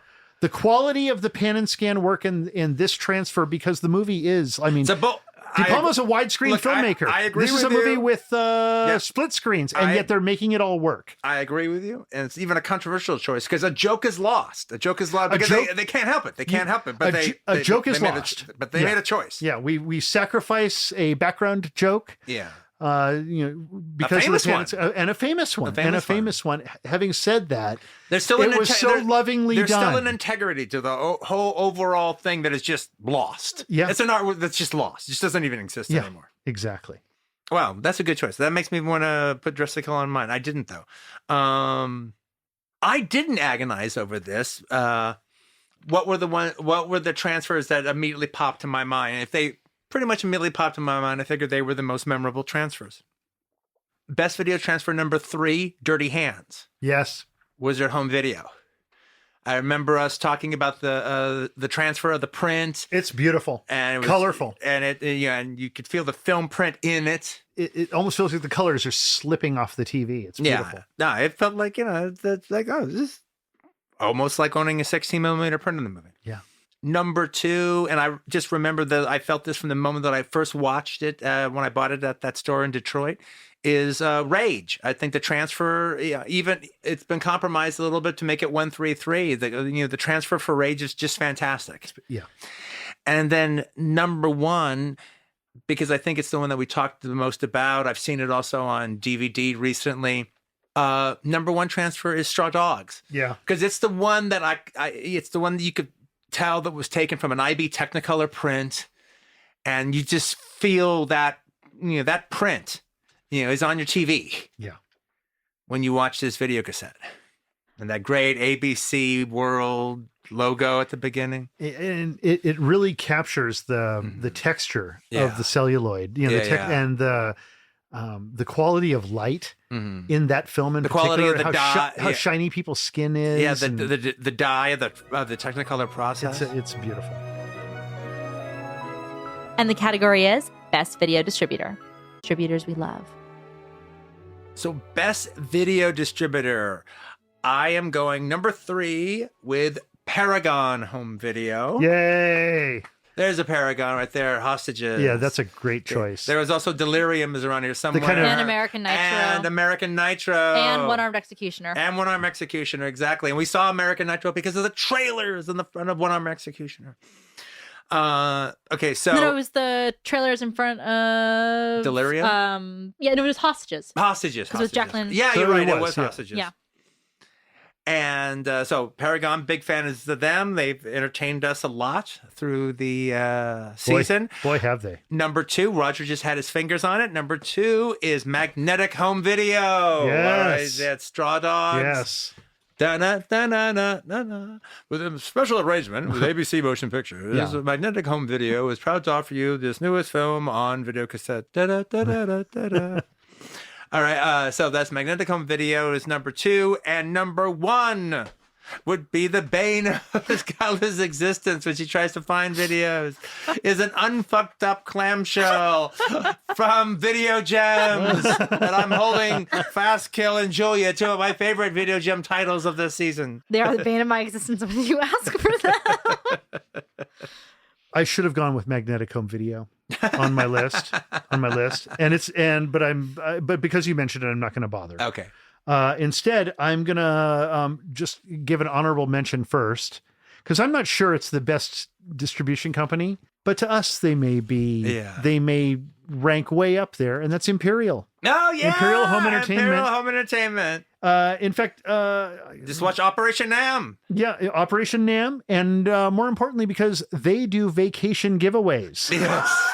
Imperial Home Entertainment. Apparently so, yes. If you or someone you know has had a vacation giveaway from Imperial Home Entertainment, please call us. Yeah. They had a Hawaii vacation getaway with $1,000 of pocket cash. Yes, in the tape that we had, that was the tape that I had from the store. Not from the store. It was the tape that I had from Imperial Entertainment. Operation Nam was released during the time I was at Imperial, and so I had their tape that they sent out to video stores. So we just were watching it, and it had the Operation Nam trailer on it, and the trailer for Days of Wrath with the great Lee Van Cleef Western. Anyway, but they advertised that there's like a special giveaway that you could have your choice between London or Paris or Rome. We'll fly you first class and give you $1,000 spending cash. And then after that, I'm like, oh, how do you win this? Then after that, the details get really, really murky. So look for details on your da-da, da-da, da-da, da-da, da-da, da-da, da-da, da-da. Yeah, we're wondering, did anybody ever go on those vacations? Did Sundip or Ash go on those vacations? I don't think anybody actually ever went on that vacation. But if you did, call us. But if you did, let us know. But, you know, Imperial, they also, they gave Quentin a job. And it was my next step in the video field after working at the store level forever, you know, to actually work for an actual video distributor. That was a neat step. My next is going to be MGM UA. Yeah. Mostly for Coma and Blind Rage. Yes, those boxes. I love MGM UA. They never failed. The boxes protected the tapes really well. They were classy looking. They had the cast thing on the inside. Yeah, I just I love it. The gray. So I have to cut one. I'm cutting Warner Home Video. Okay.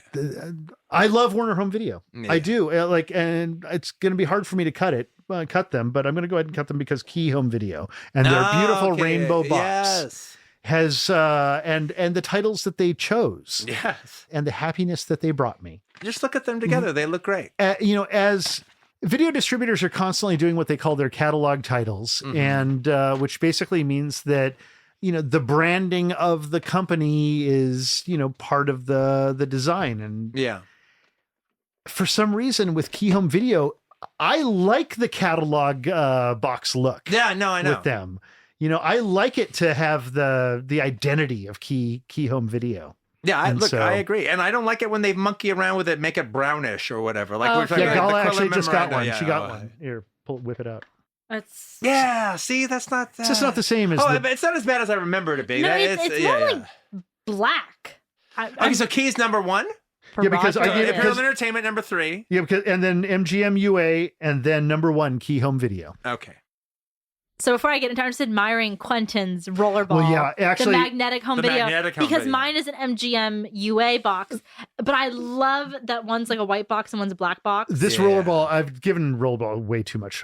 But this rollerball box, I wasn't looking at it. I was looking at our rollerball box. Our who is this? MGM UA. But yeah, the magnetic. Look at that. All of the typefaces they use. How you know? And also that's one where the catalog title. Packaging, the branding isn't on the box. It's the poster of the movie. And it looks beautiful. Perfectly, also, like the Paramount one, perfectly formatted for the video box. And then the MGM UA one has actually James Caan's face. And then this one is just kind of like a less descript face. Wow, that's interesting. Yeah, so it's like updated art. So I was just admiring it. But when I bought my rollerball, I bought it from a seller that included this, if Christ has not been raised, Christ is risen from the dead. Like little Bible thing with it.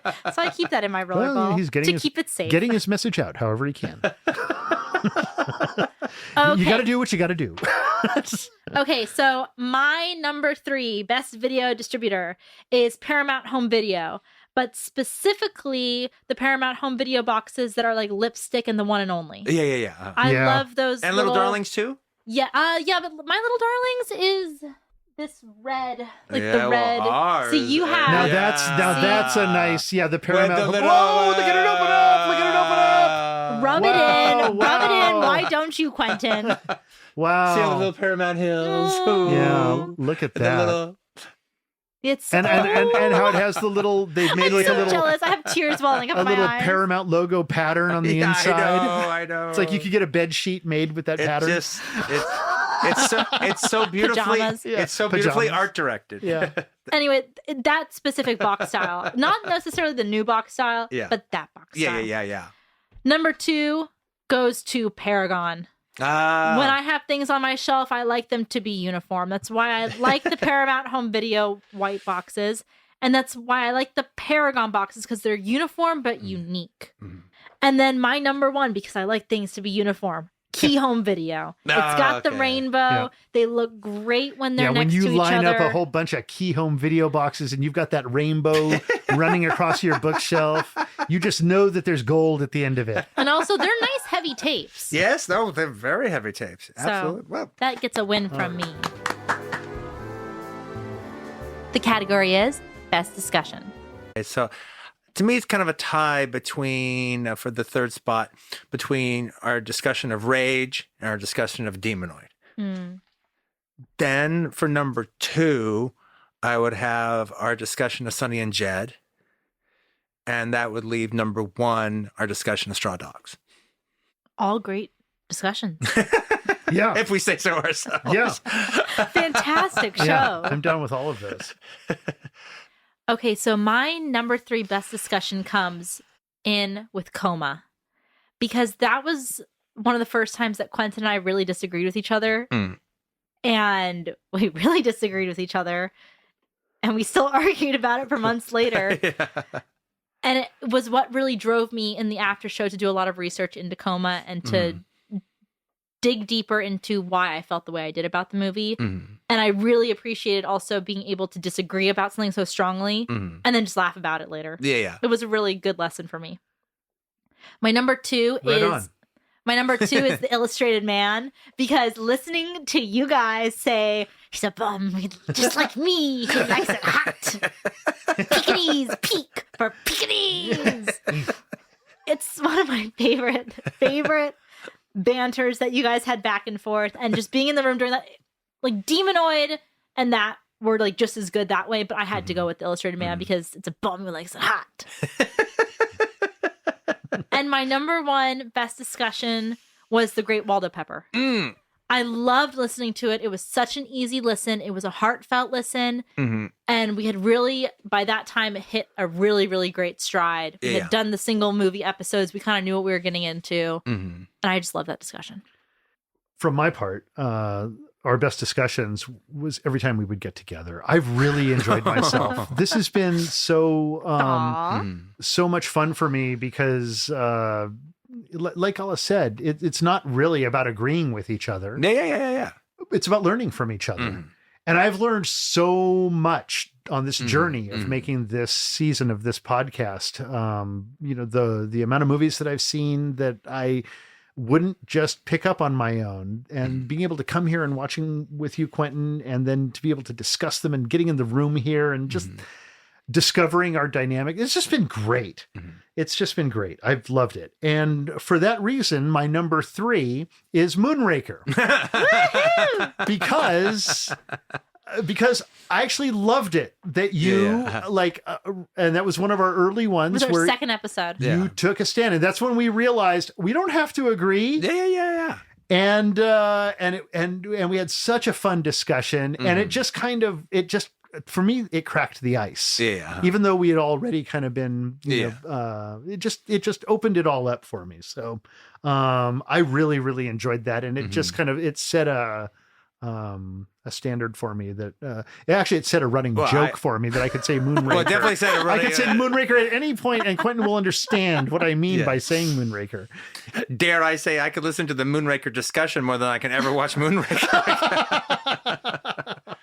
Moonraker discussion is entertaining from beginning to end.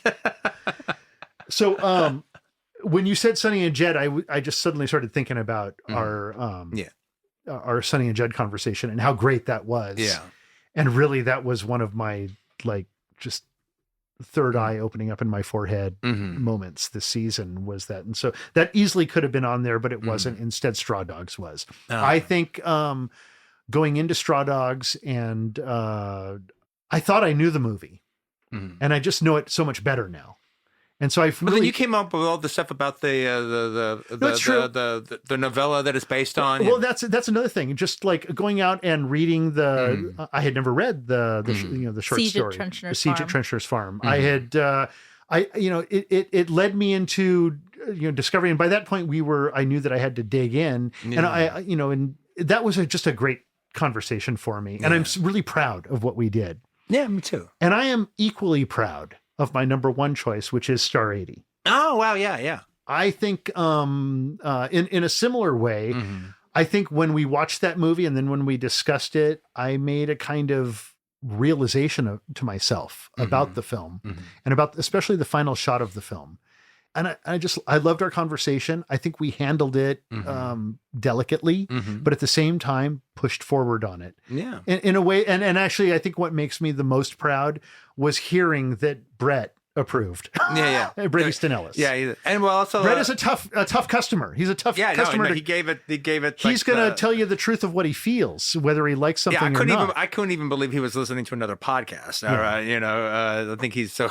And when I heard that Brett gave us his stamp of approval on Star 80, I knew we were doing something right. But also my editor, Fred Raskin, he thinks it's like our finest hour. Yeah, well, Star 80. And that means a lot. And actually, Fred has emailed me throughout the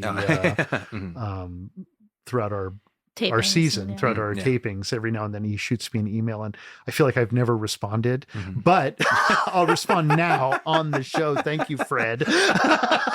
Because I am reading them and I'm loving them. Thank you. Fred is famous for getting shout outs on radio because it's like one of his heroes of all time is Howard Stern. And so whenever I'm on Howard Stern, I always like have a reason to bring up Fred, and Howard knows what it's like for, hi, Fred.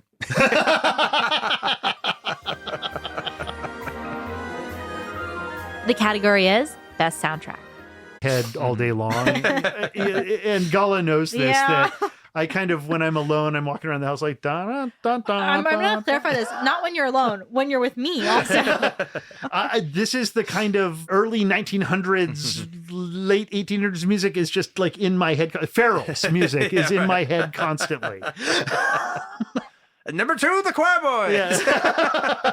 No, number 2 is Pino Donaggio for Dress to Kill. I think Pino Donaggio is just so distinct a composer, and that even his other score that we saw, what other score? Also the Piranha. He also did Piranha. In Piranha, which every now and then I was like, it sounds it's definitely Pino Donaggio. Yeah. Well, that's Carrie. Yeah, you feel the Carrie coming through. But my favorite score is to John Barry for the Quiller Memorandum. Oh, wow. And this sweeping, memorable... The Flexitone. Flexitone. Yeah, that's right. It was score, a Flexitone, wasn't it? It's not a harpsichord. It's a Flexitone.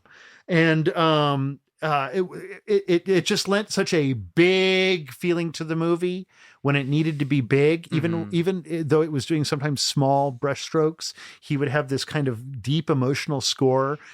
I'm almost uncertain if any of the emotional scenes, the love scenes or anything would work without his score. Yeah. His score does a lot to carry you through the movie. It's a classic score, and the movie rides on its coattails. Yeah. I would say, okay, so number 3. My worst score would be for The Keep. And I love Tangerine Dream. Just going to throw that out there. I think it's a -1 from Roger. My number 3 would be Jerry Goldsmith's score for The Last Run. Yes. This actually is a soundtrack album. That's a great score. I forgot how great that was. That was a great. And this is the soundtrack album I actually have. Actually, that's how much I like the score.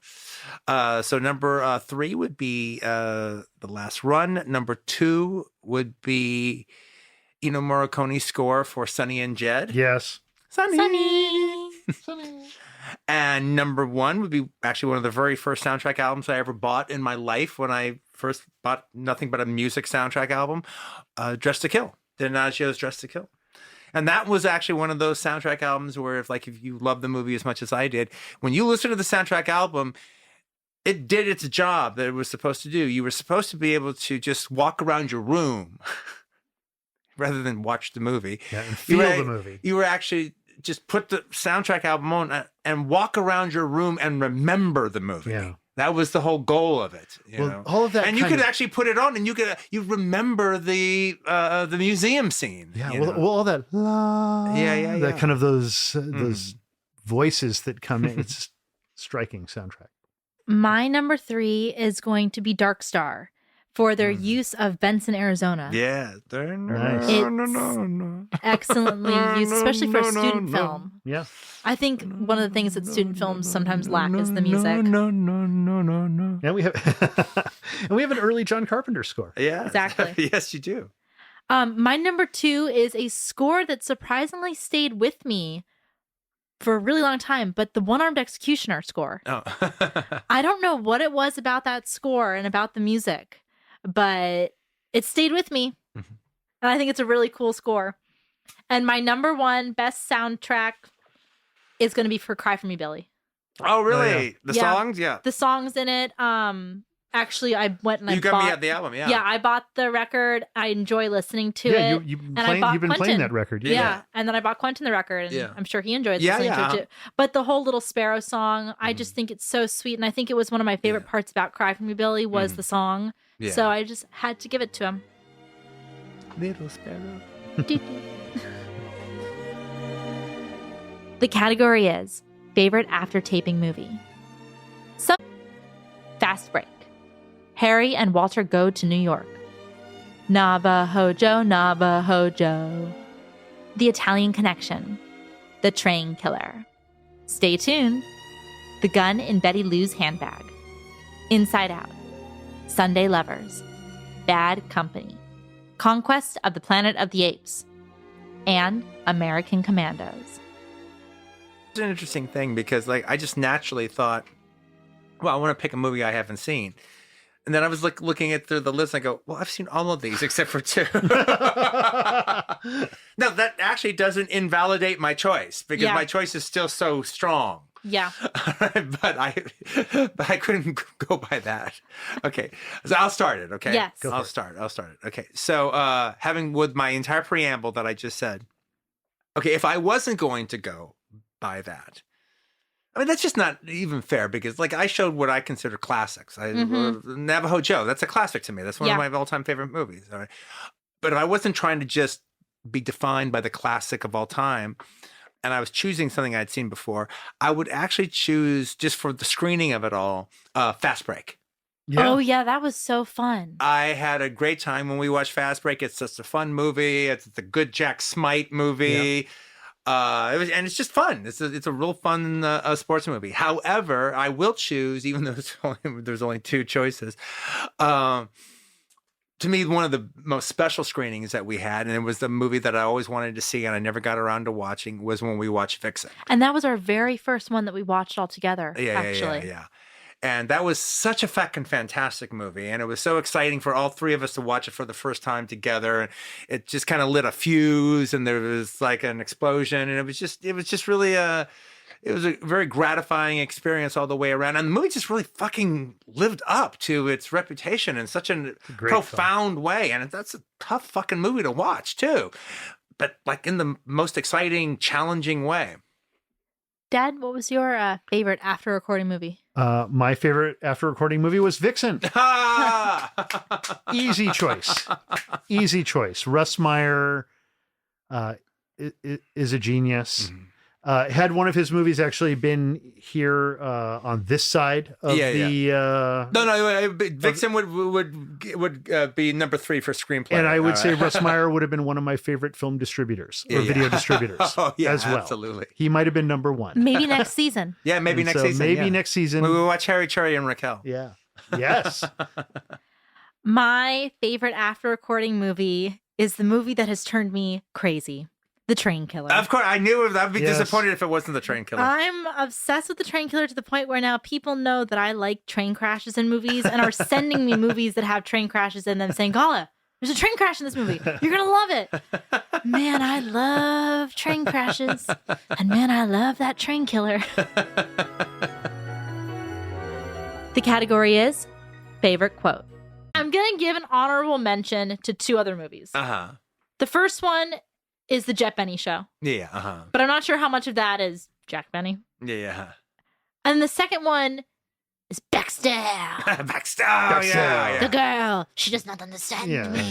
The boy doesn't get me. She thinks I want to be The pet. boy has me all wrong. He has me all wrong.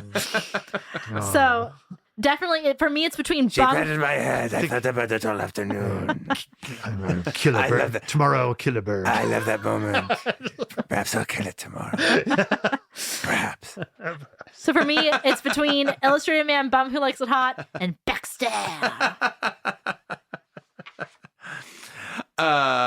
If it had to be broken down to one movie quote that we did the most, I think it was, those are not tattoos! They are skin illustration. I think that goes for almost every line Rod Steiger says in the first 20 minutes of Illustrated Man. Illustrated Man. Well, the other quotes, I also said it a couple of times in this episode. I got you by the balls, and I'm squeezed. Weber. Robert Weber. Robert Weber, man. The great Robert Weber. I never thought those words would ever come out of my mouth.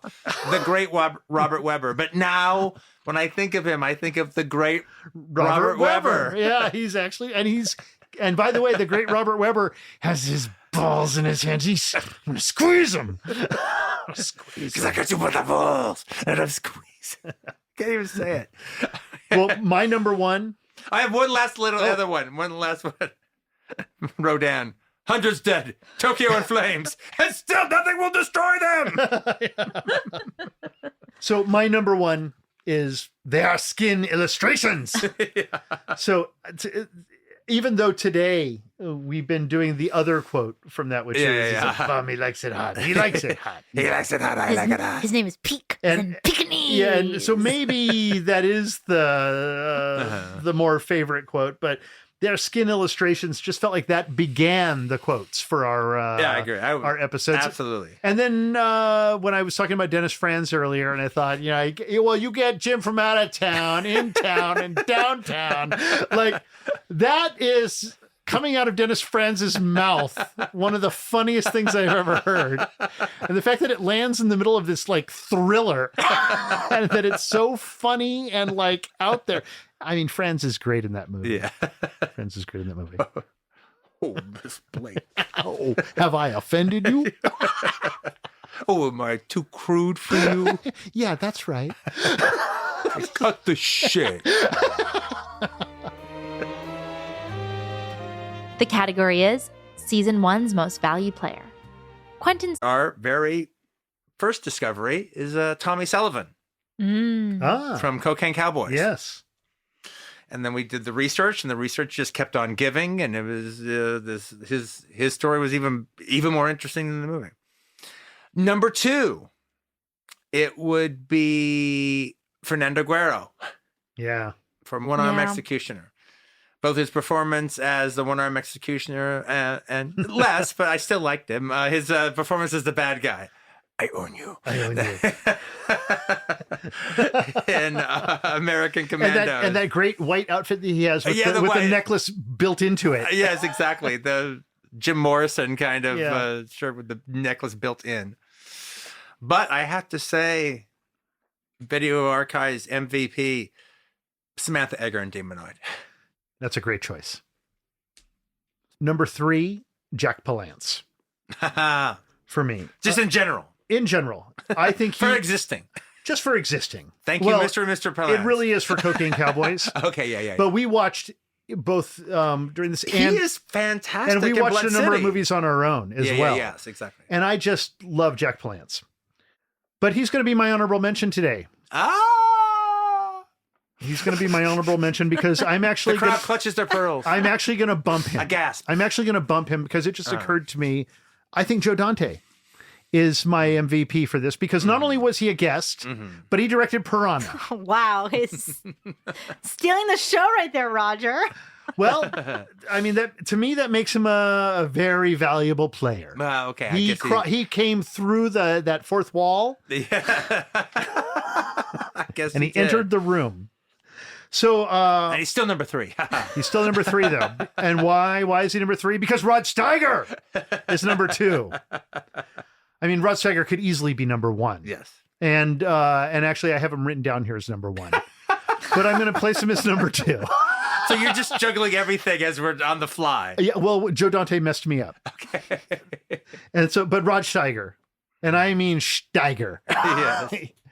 The amount of work that he did for us. Yes. Between Illustrated Man, between Dirty Hands, between Hennessy, and it goes on.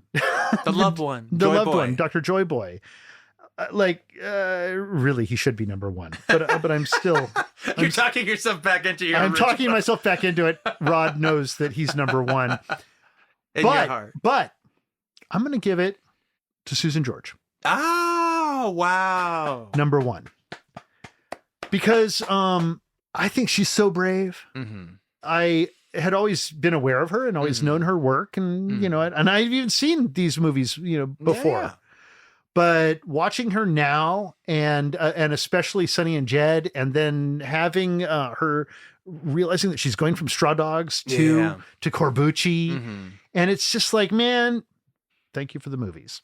Okay, so my brain like decombobulated during that discussion because when I thought of MVP, I didn't realize like we could just pick anyone. I don't know what I was thinking. You mean when I picked Joe Dante, suddenly you were like, Quentin was naming all these awesome names, and I was like, you can pick anyone. Well, I'm just gonna give an honorable mention because I have to Cobra Boy from Jungle Raiders. Okay. Cobra Boy, yes.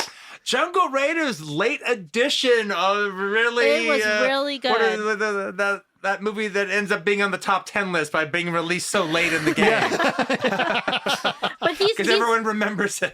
Yeah, but he's just my honorable mention. Yeah. But I love Cobra Boy and Cobra Boy Story.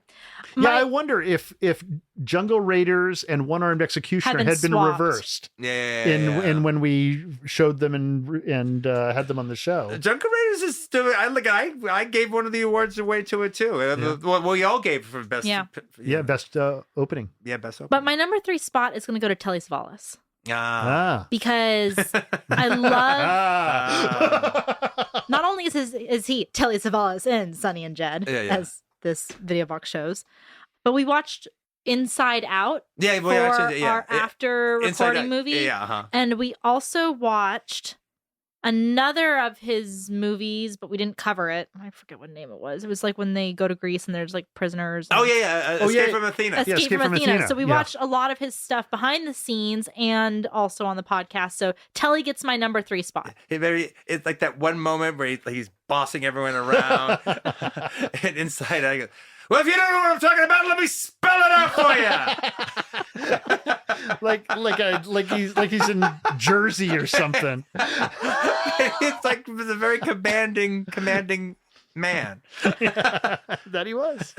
My number 2 spot is going to George C. Scott.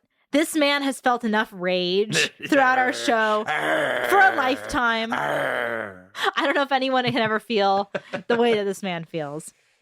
My number 1 Video Archives MVP, the man, the myth, the legend himself, Rod Steiger. Yay!